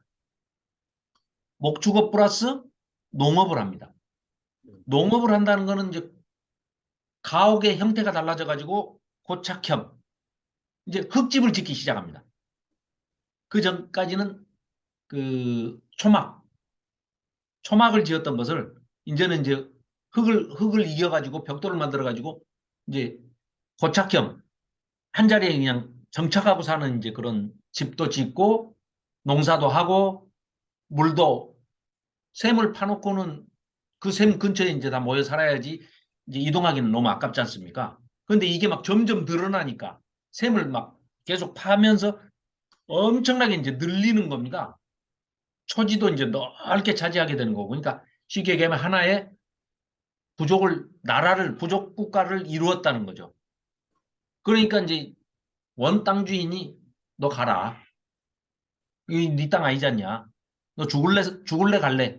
지금 딱 그 입장에 지금 처했습니다. 그래서 19절에 보면 이삭의 종들이 골짜기를 파서 샘 근원을 얻었더니 그랄 목자들이 이삭의 목자와 다투어 이르되 이 물은 우리 거야. 우리 땅이야. 그 말입니다. 네가 파서 우물이 나왔어도 네 게 아니고 이 땅 자체가 우리 땅이야. 하면서 우리 것이라 우기니까 이삭이 그 다툼으로 말미암아 그 우물 이름을 에색이라고 했으며 또 그래서 그래? 그럼 너희들 가져가. 그러고 멀리 옮겨가지고 또 다른 우물을 팠습니다. 근데 또 거기 와서 또 아니 나가라니까 나가. 여기도 우리 땅이야. 이 물 네 거 아니야. 그러니까 그 우물 이름을 또 다투었다 해가지고 신나 이렇게 지금 서로 대적하고 싸웠다 해가지고 신나라고 또 이름을 지었어요. 그러니까 소심한 반항이죠. 우물 파놓고 우물 뺏기니까 우물 이름을 내 건데 뭐 이러면서 가는 거예요. 뺏기면서 소심한 반항을 합니다. 이삭이 거기서 22절 이삭이 거기서 옮겨 다른 우물을 팠더니 이제 그들이 다투지를 않았어요. 너무 멀리 가서 파니까 거기까지 와서 이거 내 거야 해봐야 자기가 물기르러 거기까지 오기가 너무 힘들어. 그러니까 에이 하고 내버려 둬버렸어. 그러니까 이름을 그때서 기분이 좋아가지고 르호봇 이렇게 했어요. 멀리 가가지고 파놓고 이렇게 넓게 땅을 주셨네 이러면서 좋다고 그러는 겁니다. 굉장히 소심하고 착한 사람이죠. 이 장면만 봐도 알 수가 있습니다. 그래서 여호와께서 우리를 위하여 넓게 하셨으니 그러니까 지금 이 사람들이 사는 곳에서 너무 멀리 떨어진 데다가 우물을 팠으니까 거기까지는 물 뺏으러 못 올 정도에다 팠다 그 말입니다. 지금. 그래서 그래 놓고도 여호와께 감사하는 이삭 그걸 이제 보라는 거죠 우리한테. 여호와께서 우리를 위하여 넓게 하셨으니 이 땅에서 우리가 번성하리로다. 이제 이렇게 얘기를 합니다. 이삭이 거기서부터 브엘세바로 올라갔더니 그 밤에 이제 여호와께서 그에게 나타나서 이르시되 나는 내 아버지 아브라함의 하나님이니 두려워하지 말라. 내 종 아브라함을 위하여 내가 너와 함께 있어 너에게 복을 주어 내 자손이 번성하게 하리라 하신지라. 이삭이 그래서 거기서 내 아버지의 하나님이 내 하나님이시기도 하시구나. 즉 변함없이 어제나 오늘이나 내일이나 동일하신 하나님. 죽은 자의 하나님이 아니라 산 자의 하나님을 지금 찬양하고 있습니다. 이삭이 그곳에 제단을 쌓고 여호와의 이름을 부르며 거기 장막을 쳤더니 이삭의 종들이 거기서도 우물을 팠더라. 그렇습니다. 또 그러니까 28절에 이 불신자들이 보십시오. 아비멜렉과 그 친구 아후삿이 군대장관 비골과 함께 와가지고 이삭에게 와가지고 이삭이 27절 그들에게 이르되 너희가 나를 미워하여 나에게 너희를 떠나게 해놓고 쉽게 얘기하면 쫓아낼 때는 언제건만 니들 와가지고 왜 그래? 왜 여기까지 쫓아왔어? 뭐 이제 소심하게 지금 이런 장면입니다. 그랬더니 이 사람들이 놀라운 신앙 고백을 합니다. 이삭에게 찾아와가지고 28절입니다. 거기 이제 별표해 놓으십시오. 그들이 이르되 불신자들이 이르되 여호와께서 너와 그 자리에다가 다 자기 이름 넣으셔도 됩니다. 여호와께서 민서와 함께 계심을 우리가 분명히 보았으므로 우리의 사이 곧 우리와 너 사이에 맹세하여 너와 계약을 맺으리라 말하였노라. 너는 우리를 해하지 말라. 그러니까 서로 불가침 조약을 맺습니다. 우리가 너를 범하지 아니하고 선한 일만 너에게 행하여 네가 평안히 가게 하였습니다. 이제 너는 여호와께 복을 받은 자니라. 이렇게 서로 맹세한 후에 31절 이삭이 그들을 보내매 그들이 평안히 갔더라. 지금 이 사람들이 와서 한 것은 이삭 당신이 하나님과 함께함을 받고 하나님께서 당신을 도와주고 계신다는 걸 우리가 명백히 알았노라. 그러니까 우리를 위해서 우리도 너를 더 이상 뭐 우물을 뺏거나 쫓아다니면서 너희들 나가라고 쫓아내거나 하는 짓을 그만둘 테니 제발 우리를 위해서 네가 믿는 하나님한테 기도 좀 해주라. 이 얘기입니다, 지금. 그래서 상호 불가침 조약 및 기도를 부탁하는 겁니다. 그러면 이미 선지자로서 하나님을 믿지 않는 불신자들로부터 선지자 대접을 받은 겁니다. 그 머리가 있어야 그 꼽는 거 아니에요? 장로님? 그 머리에다가 이 머리띠를 하는 건데.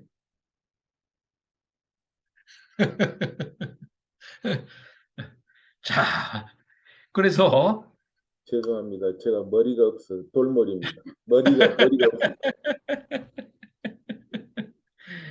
그래서 이 부엘세바에서 이 사람들이 와가지고 그러니까 이제 이 33절 그가 그 이름을 세바라 한지라 그러므로 그 성읍 이름이 오늘까지 부엘세바였더라. 부엘이라는 것은 우물이고요. 세바가 이제 맹세 뭐 이런 겁니다. 맹세 우물 이제 이런 뜻인데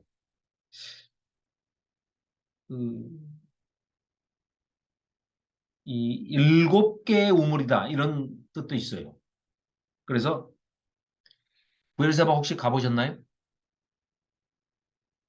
조 집사님 요번에 부엘세바 안 가셨나요? 네, 네, 반갑어요. 네.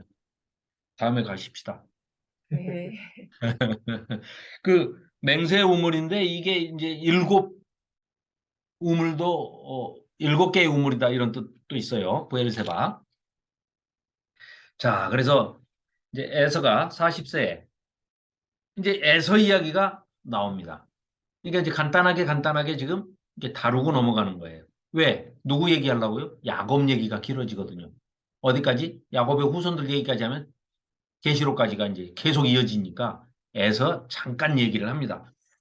에서는 누가 어떻게 하라고도 안 했고 부모들의 원은 이삭과 리브가의 원은 뭐였어요? 누구랑 결혼하기를?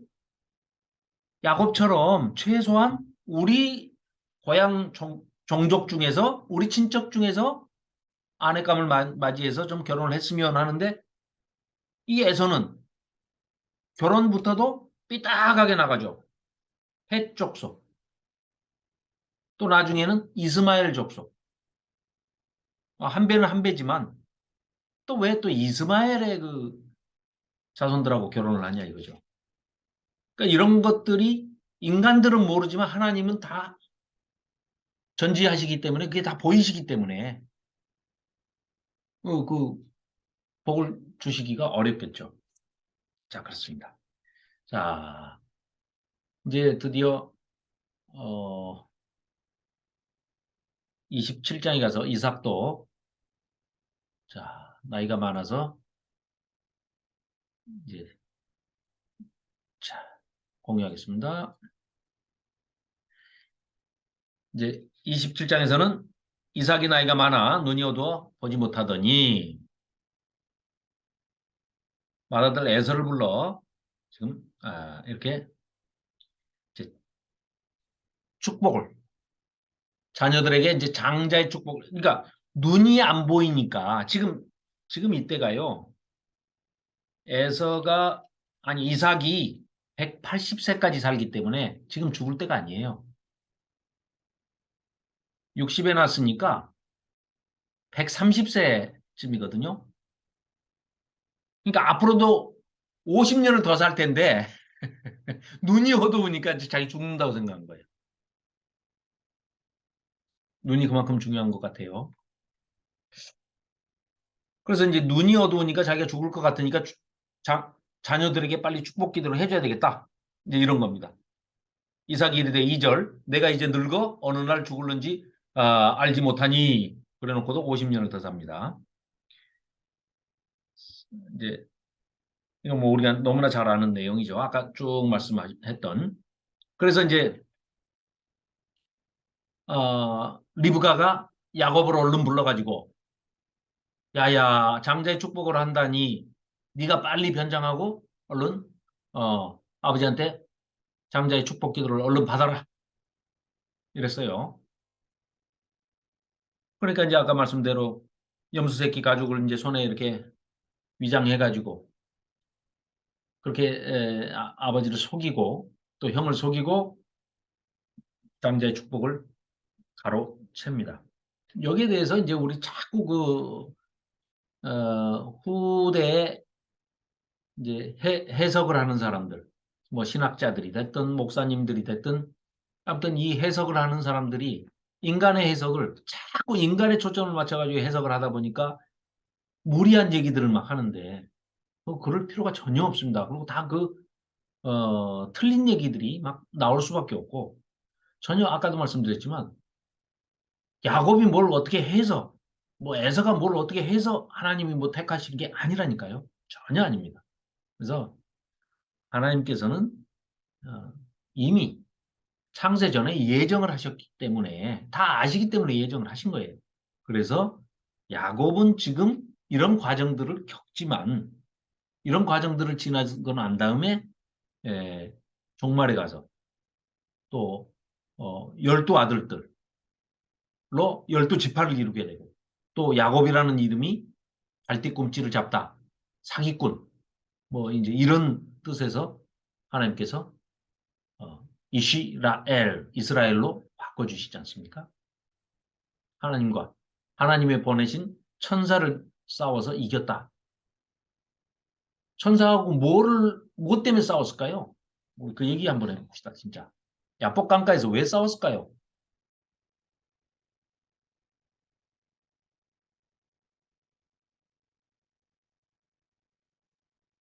뭐를 놓고 싸웠을까요? 복을 달라고. 예? 야곱이 그 크게 좀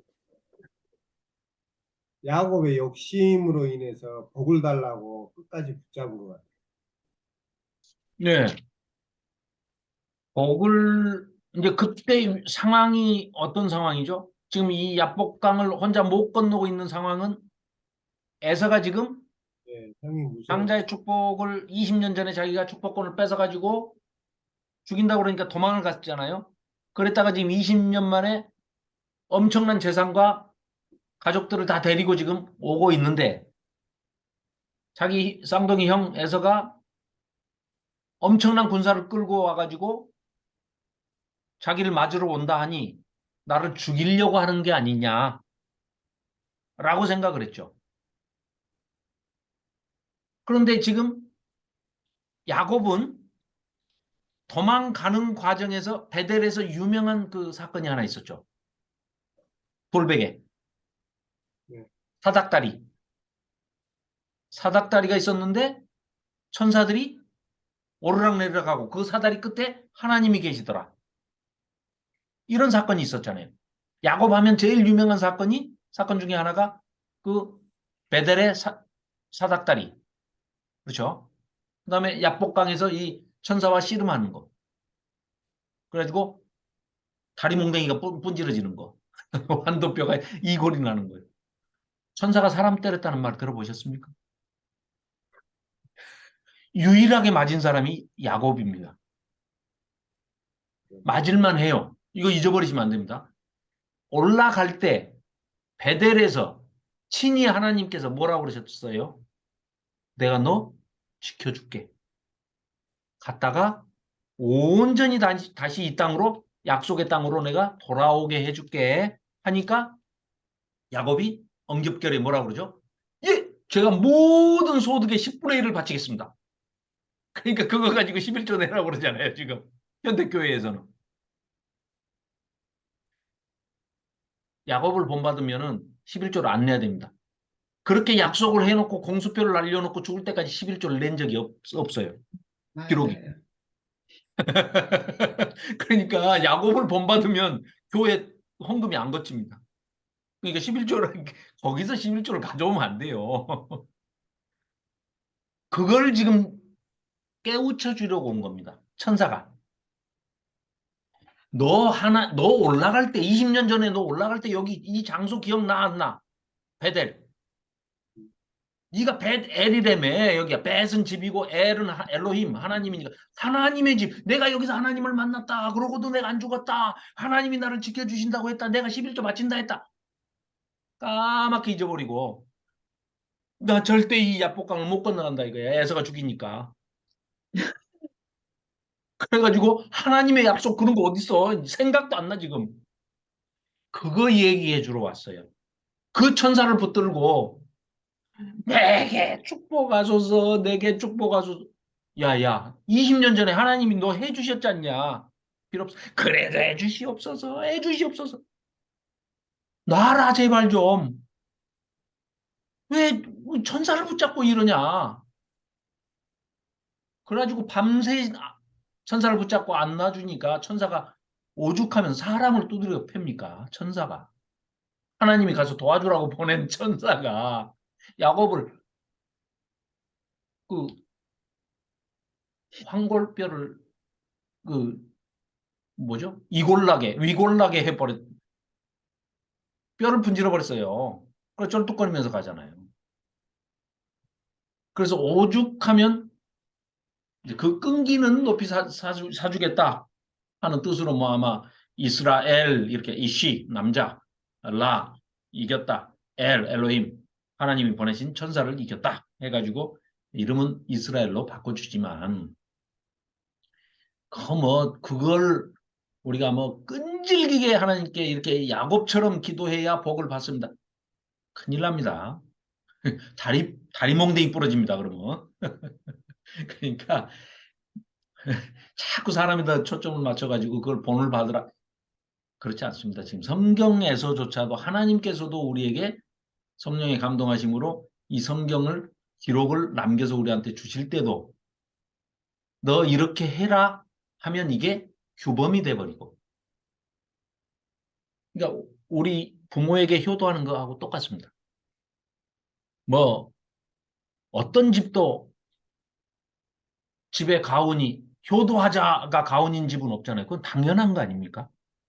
그걸 막 효도합시다 뭐 안 하잖아요. 왜?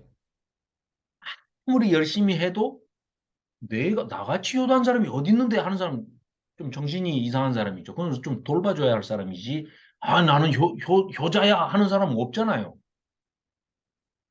하나님에 대한 사랑도 똑같습니다. 하나님 앞에서 내가 나같이 하나님 잘 믿는 사람 있으면 나와보세요. 뭐 이런 사람 없잖아요. 있나? 하여간 똑같습니다. 그러니까 그러니까 그 축소판이라고 생각하면 돼요. 하나님 앞에 하는 게 그 자식으로서 부모에 대한 그 축소판이다. 이렇게 생각하시면 쉽게 이해가 가죠. 그러니까 당연한 것을 하면서 그걸 생색을 낼 수는 없잖아요. 하면 당연한 거고 안 하면 잘못된 것이죠. 그거를 규범으로 만들지는 않는다는 거죠. 그럼에도 불구하고 10계명을 주시면서 부모에게 효도하라 하면서 조건을 붙이죠. 그러면 이 땅에서 장수의 복을 누리게 해주마. 상을 주신다는 거예요. 왜? 그만큼 안 하니까. 육신의 부모에게 잘하면 우리가 살고 있는 이 세상에서 오래 살 수 있는 장수의 복을 누리게 해주는데 보이지 않는 하나님, 우리 아버지 하나님에게 효도하면은 영생하게 해주겠다. 이게 하나님의 우리에게 보여주시는 케이스입니다. 케이스. 그래서 그거를 상급으로 당연히 해야 하는 효도지만 그 당연히 해야 되는 효도를 하면 상급으로 장수와 영생을 주시겠다는 거죠. 그런데 거기에 대해서 다른 거는 할 수 있어요. 나 도둑질 안 했습니다. 나 간음 안 했습니다. 나 살인 안 했습니다. 그거 할 수 있습니다. 그렇죠? 나 효도했어요. 못 하잖아요. 우리. 나만큼 하나님 사랑하는 사람이 있으면 나와보라고 그러세요. 못 하잖아요. 그러니까 상이 있는 거예요.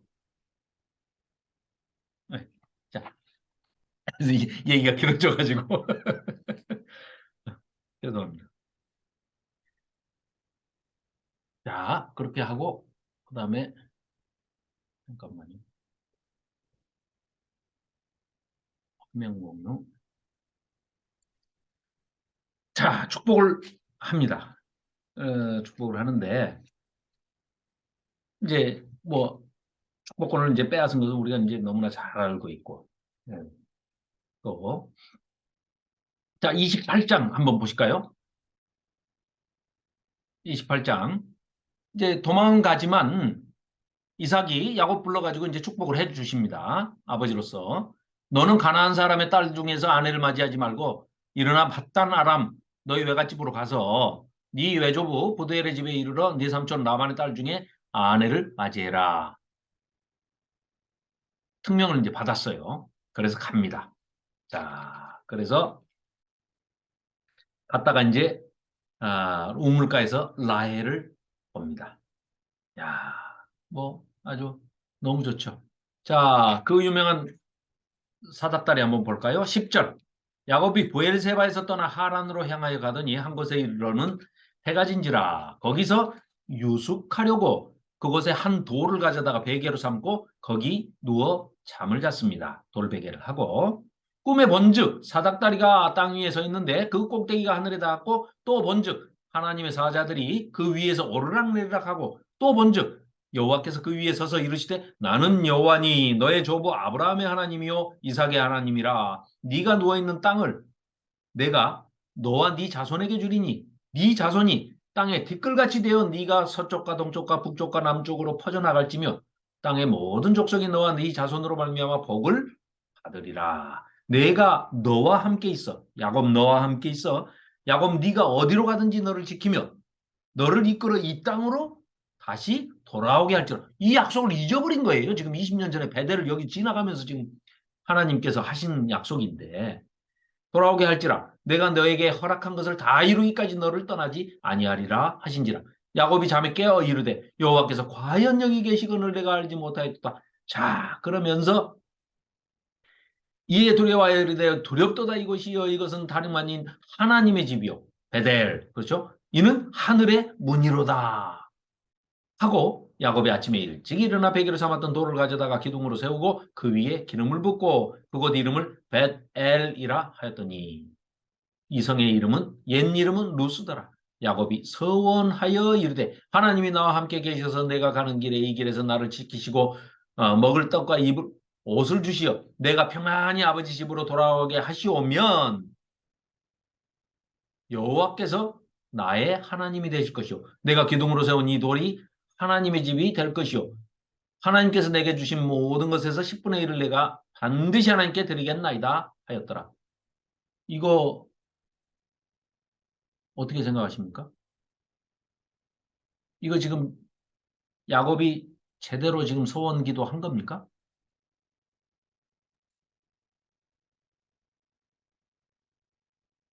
야곱이 아니, 지금 이 기도한 게 이게 맞는 내용입니까? 아니 15절에 그렇게 네. 하나님께서 말씀하셨으면 네네네. 이게 믿음이 있는 사람이라면 네. 아멘 하고 그냥 가면 되잖아요. 그렇죠. 아멘 하면 끝날 거를 성경 이렇게 근데 야곱 때문에 그거를 두꺼워진 거예요. 안 믿으니까 다시 여기 20절에서 자기가 또 소원을 하잖아요. 그러니까 근데 이거를 하나님께서는 우리가 소원도 지킬 수 없는 존재라는 거를 이렇게 알려주시는 것 같아요. 예. 자, 특히 여기서는요. 지금 야곱이 하는 행태를 보면 딱 이겁니다. 하나님께서 야곱 앞에 딱 나타나셔서 야곱아, 아무 걱정하지 말고 갔다 와. 내가 너 다시 돌아오게 만들고 내가 꼭 너를 지켜줄게. 그럼 아멘, 감사합니다 하면 끝날 일이에요, 지금. 그런데 네. 이 야곱이 눈을 탁 뜨더니 쇼를 해요, 혼자. 이 돌베개를 갖다가 그걸 기둥으로 세우고 거기다 막 기름은 또 어디서 났을까? 기름을 막 아마 비상용으로 이제 어, 올리브유, 감람유 좀 싸준 것 네. 같아요. 그 이제 약으로도 쓰고 하니까 먹기도 하고 식용도 하고. 그러니까 그거 자기 있는 거 이제 막 부었어요, 지금. 부어 가지고 정말 되먹지 못한 서원 기도를 합니다. 무슨 얘기예요? 방금 하나님이 하신 말씀을 토를 달아요. 방금 하나님이 하신 말씀을 하나님 꼭 지키시면 내 하나님이요. 안 지키면 아니요. 그 얘기입니다, 지금. 하나님이 약속해 주셨는데 약속을 지키면 하고 조건절이 돼버려요. 조건을 걸어버려요. 예, 조건을 붙여버렸어요. 20절에. 21절. 내가 평안히 아버지 집으로 돌아가게 하시오면 그렇게 되면 if 하나님이 방금 하신 말씀을 성실하게 잘 지키시면 내가 하나님으로 인정해 줄게요. 이 말이에요, 지금. 저도 서운한 게 막 떠오르는데요. 지키지도 않았어요, 솔직히. 이거 그러니까 똑같이 보여주시는 것 같아요. 서원은 하면 안 됩니다.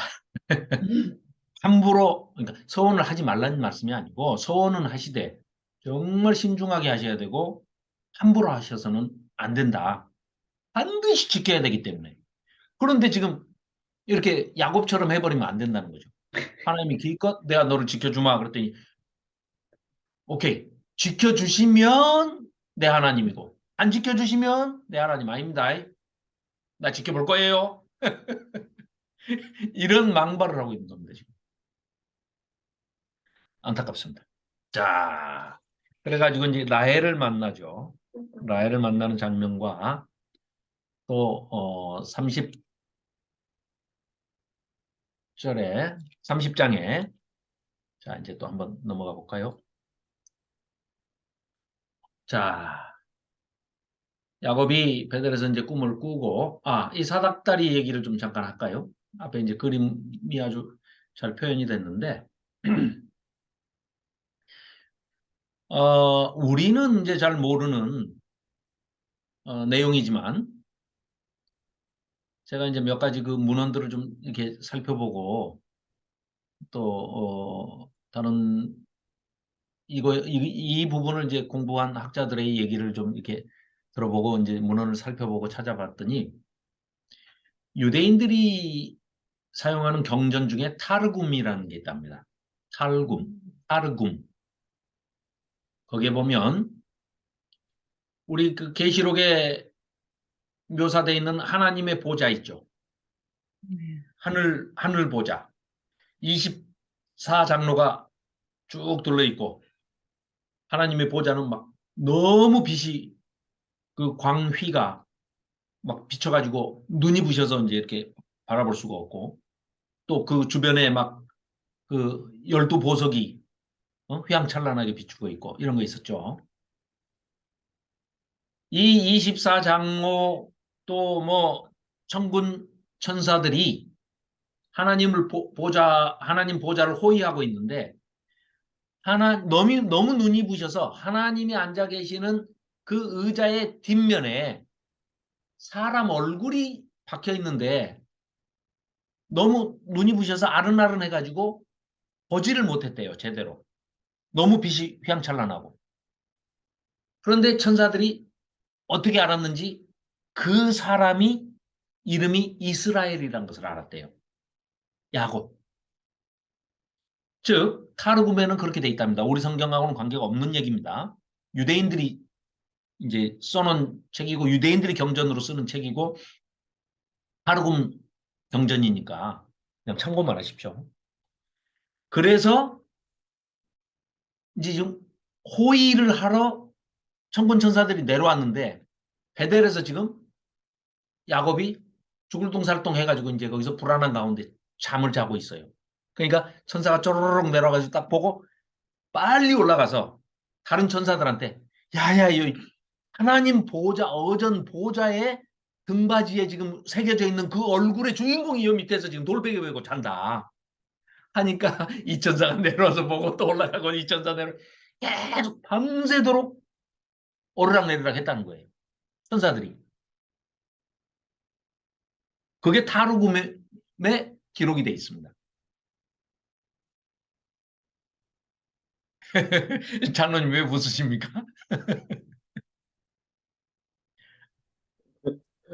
웃겨서요. 그런데 야곱을 야곱의 얼굴이 하나님의 보호자 등받이에 있다는 것도 누가 그걸 인정해 줄 수 있죠? 성경에 없는데. 근데 유대인들이 믿는 경전에는 그렇게 돼 있대요. 그러니까 우리가 뭐 크게 관심을 둘 일은 아닌데 저도 이 왜 야곱의 사닥다리가 그래서 유명해졌을까 했더니 이제 그런 게 나오더라고요. 뭐 그냥 다른 의미는 없나요? 다른 우리가 사닥다리요. 그 천사들이 오락내락 했다는 거를 우리가 네네. 다르게 좀그 해석할 여지는 없나요? 글쎄 그걸 좀 찾아봤더니 다른 큰 의미는 없고 이제 뭐 야곱이 그냥 축복을 받았다 뭐 이렇게만 하는데 또 어 그 상황적으로도 네네네. 지금 그 강을 건너기 전에 네. 자기 형 에서가 지금 두려워서 기도하는 거잖아요. 네네네. 그 그렇습니다. 지금 상황적인 그 상황에서 네. 야곱이 구하는 것이 축복이었을까? 우리가 생각하는 예, 축복이 아니고 자기를 온전히 살아서 지금 돌아가게 해달라. 그렇죠. 하나님, 이미 약속하셨던 거, 하나님이 약속하셨던 거. 우리 조금 예, 전에 살펴본 거. 네네네. 예, 그러니까 성경에는 이제 축복해 달라고 그렇게 네네네. 있는데 그런 걸 우리가 문자적으로 해석할 게 아니라 네. 그 상황이 야곱이 구하는 밤새도록 씨름했던 거는 네. 형으로부터 자기를 구원해 달라는 지켜 달라는 그런 내용이었을 거 그렇습니다. 아니에요. 예, 예. 그렇습니다. 예. 이제 그렇다면은 과연 천사들이 사닥다리를 오르락내락 했다는 의미가 네. 네. 뭐였을까? 우리 방금 유대인 경전 얘기를 그, 예를 드셨는데 그거 보고 이제 전혀 예. 예, 긍정할 수 없는 그런 내용에서 제가 사실 웃었어요. 그거는 제목을 붙이면 이렇습니다. 천사들의 호기심. 예,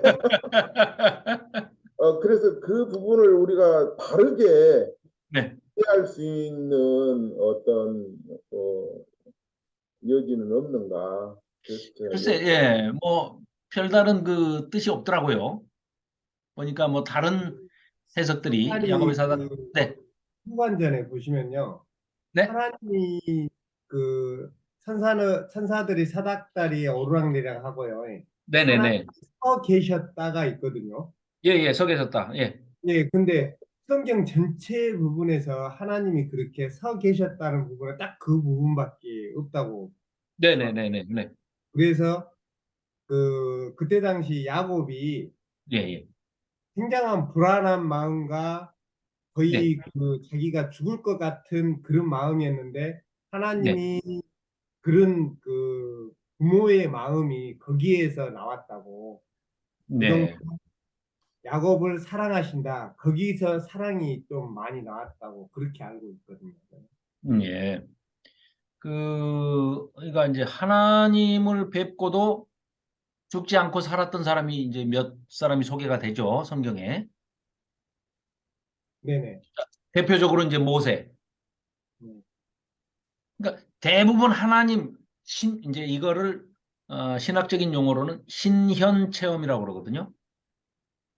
그러니까 하나님이 나타나신 것을 직접 사람이 목격하고 죽지 않고 살아남은 사람들의 체험. 그 신현 체험을 한 사람의 대표적인 인물이 여기 야곱. 또 이제 물론 아브라함부터 이제 아브라함, 이삭, 야곱 쭉 내려가지만 이제 모세, 그렇죠? 떨기나무에 이제 나타나신 모세를 만났죠. 근데 공통점이 뭐냐? 뭐 엘리야도 마찬가지고 공통점이 다 두려워 떱니다. 이 사람들은 머릿속에 딱 그건 고정관념으로 박혀 있죠. 우리는 죄인이고 부정하기 때문에 거룩하신 하나님이 나타나시면 우리는 소멸돼 버린다. 불에 타서 없어져 버린다. 죽는다. 이 생각이 딱 잡혀 있죠. 그래서 지금 여기서도 보면 야곱이 엄청나게 떨고 있죠. 이제 하나님이 저 위에 사다리 꼭대기에 하늘에 닿아 있고 천사들은 오르락내리락 하는데 거기 하나님이 서 계신단 말이죠. 그러면서 이렇게 음성이 들리는 거예요. 그러니까 죽을 것 같은 생각이 드는 거죠. 그러니까 제일 먼저 하는 얘기가 뭐예요? 두려워하지 말라. 신이 딱 나타나면 제 첫 마디가 두려워하지 마라. 너 안 죽일게. 너 안 죽어. 그 얘기부터 하십니다. 너 안 죽으니까 걱정하지 마라. 지금 그 얘기예요. 자, 그렇게 해서 이제 paddan 아람으로 가서 하란에 가서 이 유대인들이 주장하는 하나님 보좌의 등받이에 얼굴이 박혀 있는 야곱이 라헬을 만나는 장면입니다. 자, 그래서 라헬을 만나고 라헬을 아내로 맞이하고 싶어서 7년을 수일같이 지내게 됩니다. 사랑하는 사람과 있으면 7년이 수일같이, 아주 싫어하고 미워하는 사람과 함께 있으면 하루가 가을이 3번 지나가는 것처럼 일일이 여삼추라. 그 저 불교 얘기 좀 해야 되겠네.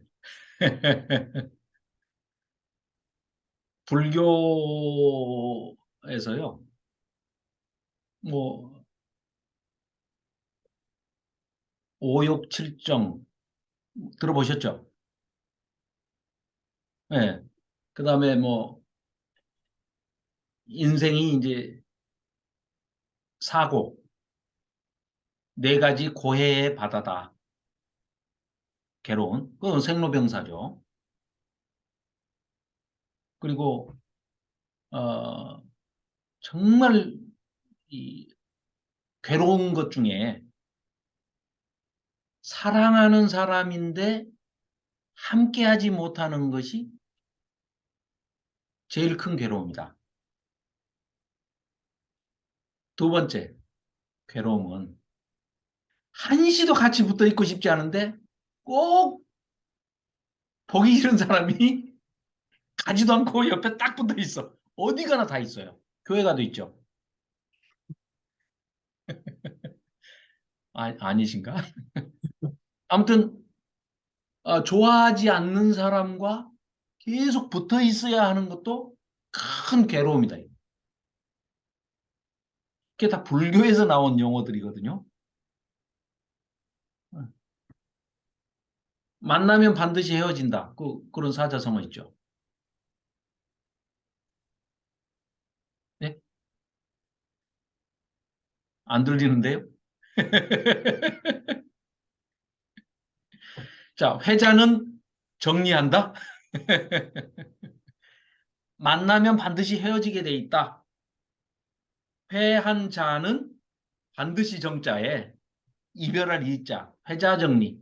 그런데 그렇게 하고 원수 보듯이 탁 떨어졌는데 그 원수를 또 우연히 어디서 또 만나요.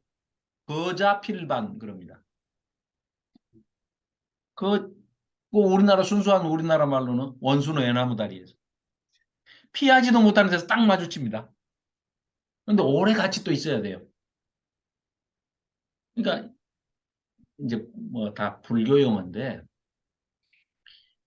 그거는 자기들이 고통의 의미를 그렇게 뭐 수십 가지 수백 가지 만든다 그거 가지고 되겠습니까?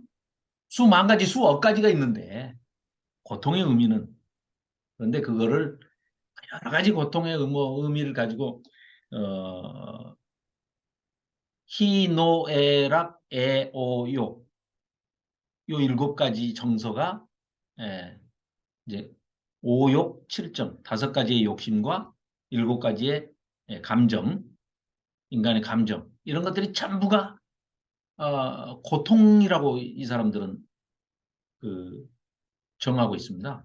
그래서 사고 넘어서 이제 팔고 이런 것들을 지금 그런 모든 괴로움의 사슬들을 끊어내는 것이 연을 끊는 것이 그 괴로움에서 해탈하는 벗어나는 길이다 해가지고 처자식도 버리고 가정도 버리고 속세도 버리고 산으로 들어가요.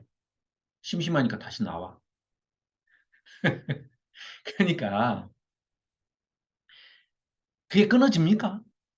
괴로운 마음이 내가 끊어놓고 뭐 욕심을 내려놓는다. 욕심 어디 욕심 항상 위에 있나요? 그럼 내려놔야 되나요? 그러니까 인간의 편에서 그런 도를 구한다고 그래서 구해지는 게 아니라는 거를 그걸 모르는 거죠. 그러니까 인간의 편에서 뭔가를 자꾸 도를 구해보겠다. 구도 종교라고 그러잖아요. 그걸 딱 간파한 사람이 최근에 유명한 사람이 성철 스님입니다.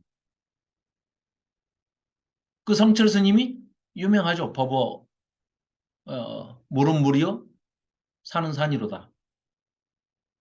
있는 그대로 봐라요. 그러니까 팔정도에 보면 정견이 첫 시작이에요. 똑바로 봐라. 현혹되지 마라. 중들도 그걸 깨닫고 이제 있는 그대로 보자 이렇게 얘기하는데 목사들이 지금 있는 그대로 안 보는 거예요. 성경 말씀을 자꾸 삐뚤어. 그래가지고 요즘 그 뭐 다큐 르뽀 그거 보셨나요? 나는 신이다? 나는 신이다에 대해서 예, 어제 민서랑 토론을 좀 했는데 어, 민서가 또 끝까지 앉아가지고 그거 가지고 상당히 깊은 토론을 했습니다. 방영을 반대한다고 그래서 민서는 기독교인에 대한 어? 그 이미지만 나빠지지 그걸 왜 틀어주냐고 그래서 아니다 나는 그걸 알려야 된다 이단 사이비를 그랬었는데 저는 그거 다 봤어요. 나는 신이다. 근데 정작 중요한 이만희하고 문선명이는 힘이 세기 때문에 방영을 금지시켰어요. 그리고 국민의힘 당원이 80만 명인데 신천지 청년 당원들이 청년 성도들이 신도들이 신천지 신도들이 40만에서 45만이 등록을 했다. 예. 그래서 김기현이를 뽑아라 그러면은 그 이만희 오다를 받고 그 사람들이 그 청년들이 이렇게 밀어주기 때문에 이번에 김기현이가 됐다. 그 말은 일리가 있는 박인경집 것, 네. 그 말은 굉장히 일리가 있는 것 같이 들리던데요, 저도. 네. 예. 그렇게 저도 그 얘기를 오래전부터 들어왔기 때문에 왜냐하면 국민의힘당이 신천지를 코로나 사태에서 적극적으로 비호하고 나서면서 그때까지 25만에서 30만이 채 안 됐습니다. 국민의힘 권리당원이. 코로나 사태 이후에 윤석열이 정권 잡기 전에 대거 입당을 한 게 신천지가 다 입당을 한 겁니다. 그래서 결국은 지금 나는 신이다도 결국은 지금 방영이 안 되고 있는 거죠. 신천지하고 통일교, 문선명이 것은 지금 방영이 안 되고 있습니다. 나머지 거는 뭐 다 살펴봤는데요. 그거 뭐 안타까운 일입니다. 아무튼 중들도 정신을 차리는데 우리가 정신을 못 차리면 안 되겠죠. 자, 야곱은 이제 지금 정신이 없습니다. 가서 레아와 라헬을 만나고 있기 때문에. 그러나 시간이 또 다 됐습니다. 다음 주에는 진짜로 끝내겠습니다. 네, 아니 다음 주 이제 끝나요. 왜냐하면 힘들게 이제 여기 야곱까지 왔기 때문에 이제 야곱의 일생을 지나면 요셉의 이야기가 나오고 야곱과 요셉의 이야기와 그 다음에 유다의 이야기를 우리가 살펴보면 그리고 그 배경이 이제 출애굽기로 이어질 수밖에 없는 창세기가 다루고 있는 그 연도가 BC 4004년으로 우리가 지금 기록 숫자만 가지고 따져 나가면 아담을 창조한 게 BC 4004년입니다. 그렇다 하면 2307년의 기록입니다. 창세기 50장을 보면 창세기 50장 마지막이 요셉이 110세의 죽음에 그들이 그의 몸에 향 재료를 넣고 애굽에서 입관하였더라 하고 한 장 넘어가면 출애굽기 야곱과 함께 하고 이제 쭉 족보가 나오는데 출애굽하는 이 연도까지 딱 계산하면 2307년의 기록입니다. 그런데 출애굽해가지고 요한계시록이 기록될 당시까지의 연도를 계산하면 1799년의 기록입니다. 그러니까 1800년의 기록이에요. 이 창세기 한 권이 2300년의 기록이고 출애굽부터 요한계시록까지 65권의 기록이 1800년의 기록입니다. 그러니까 창세기 한 권이 커버하고 있는 그 역사가 훨씬 더 비중이 크다. 그래서 우리가 이렇게 여러 번 할 수밖에 없다. 이런 말씀을 드리는 겁니다. 자, 그러면 오늘 이제 여기까지 하고요. 마치는 기도 하고 좀 잠깐 시간을 좀 가질까요? 그러면은, 네.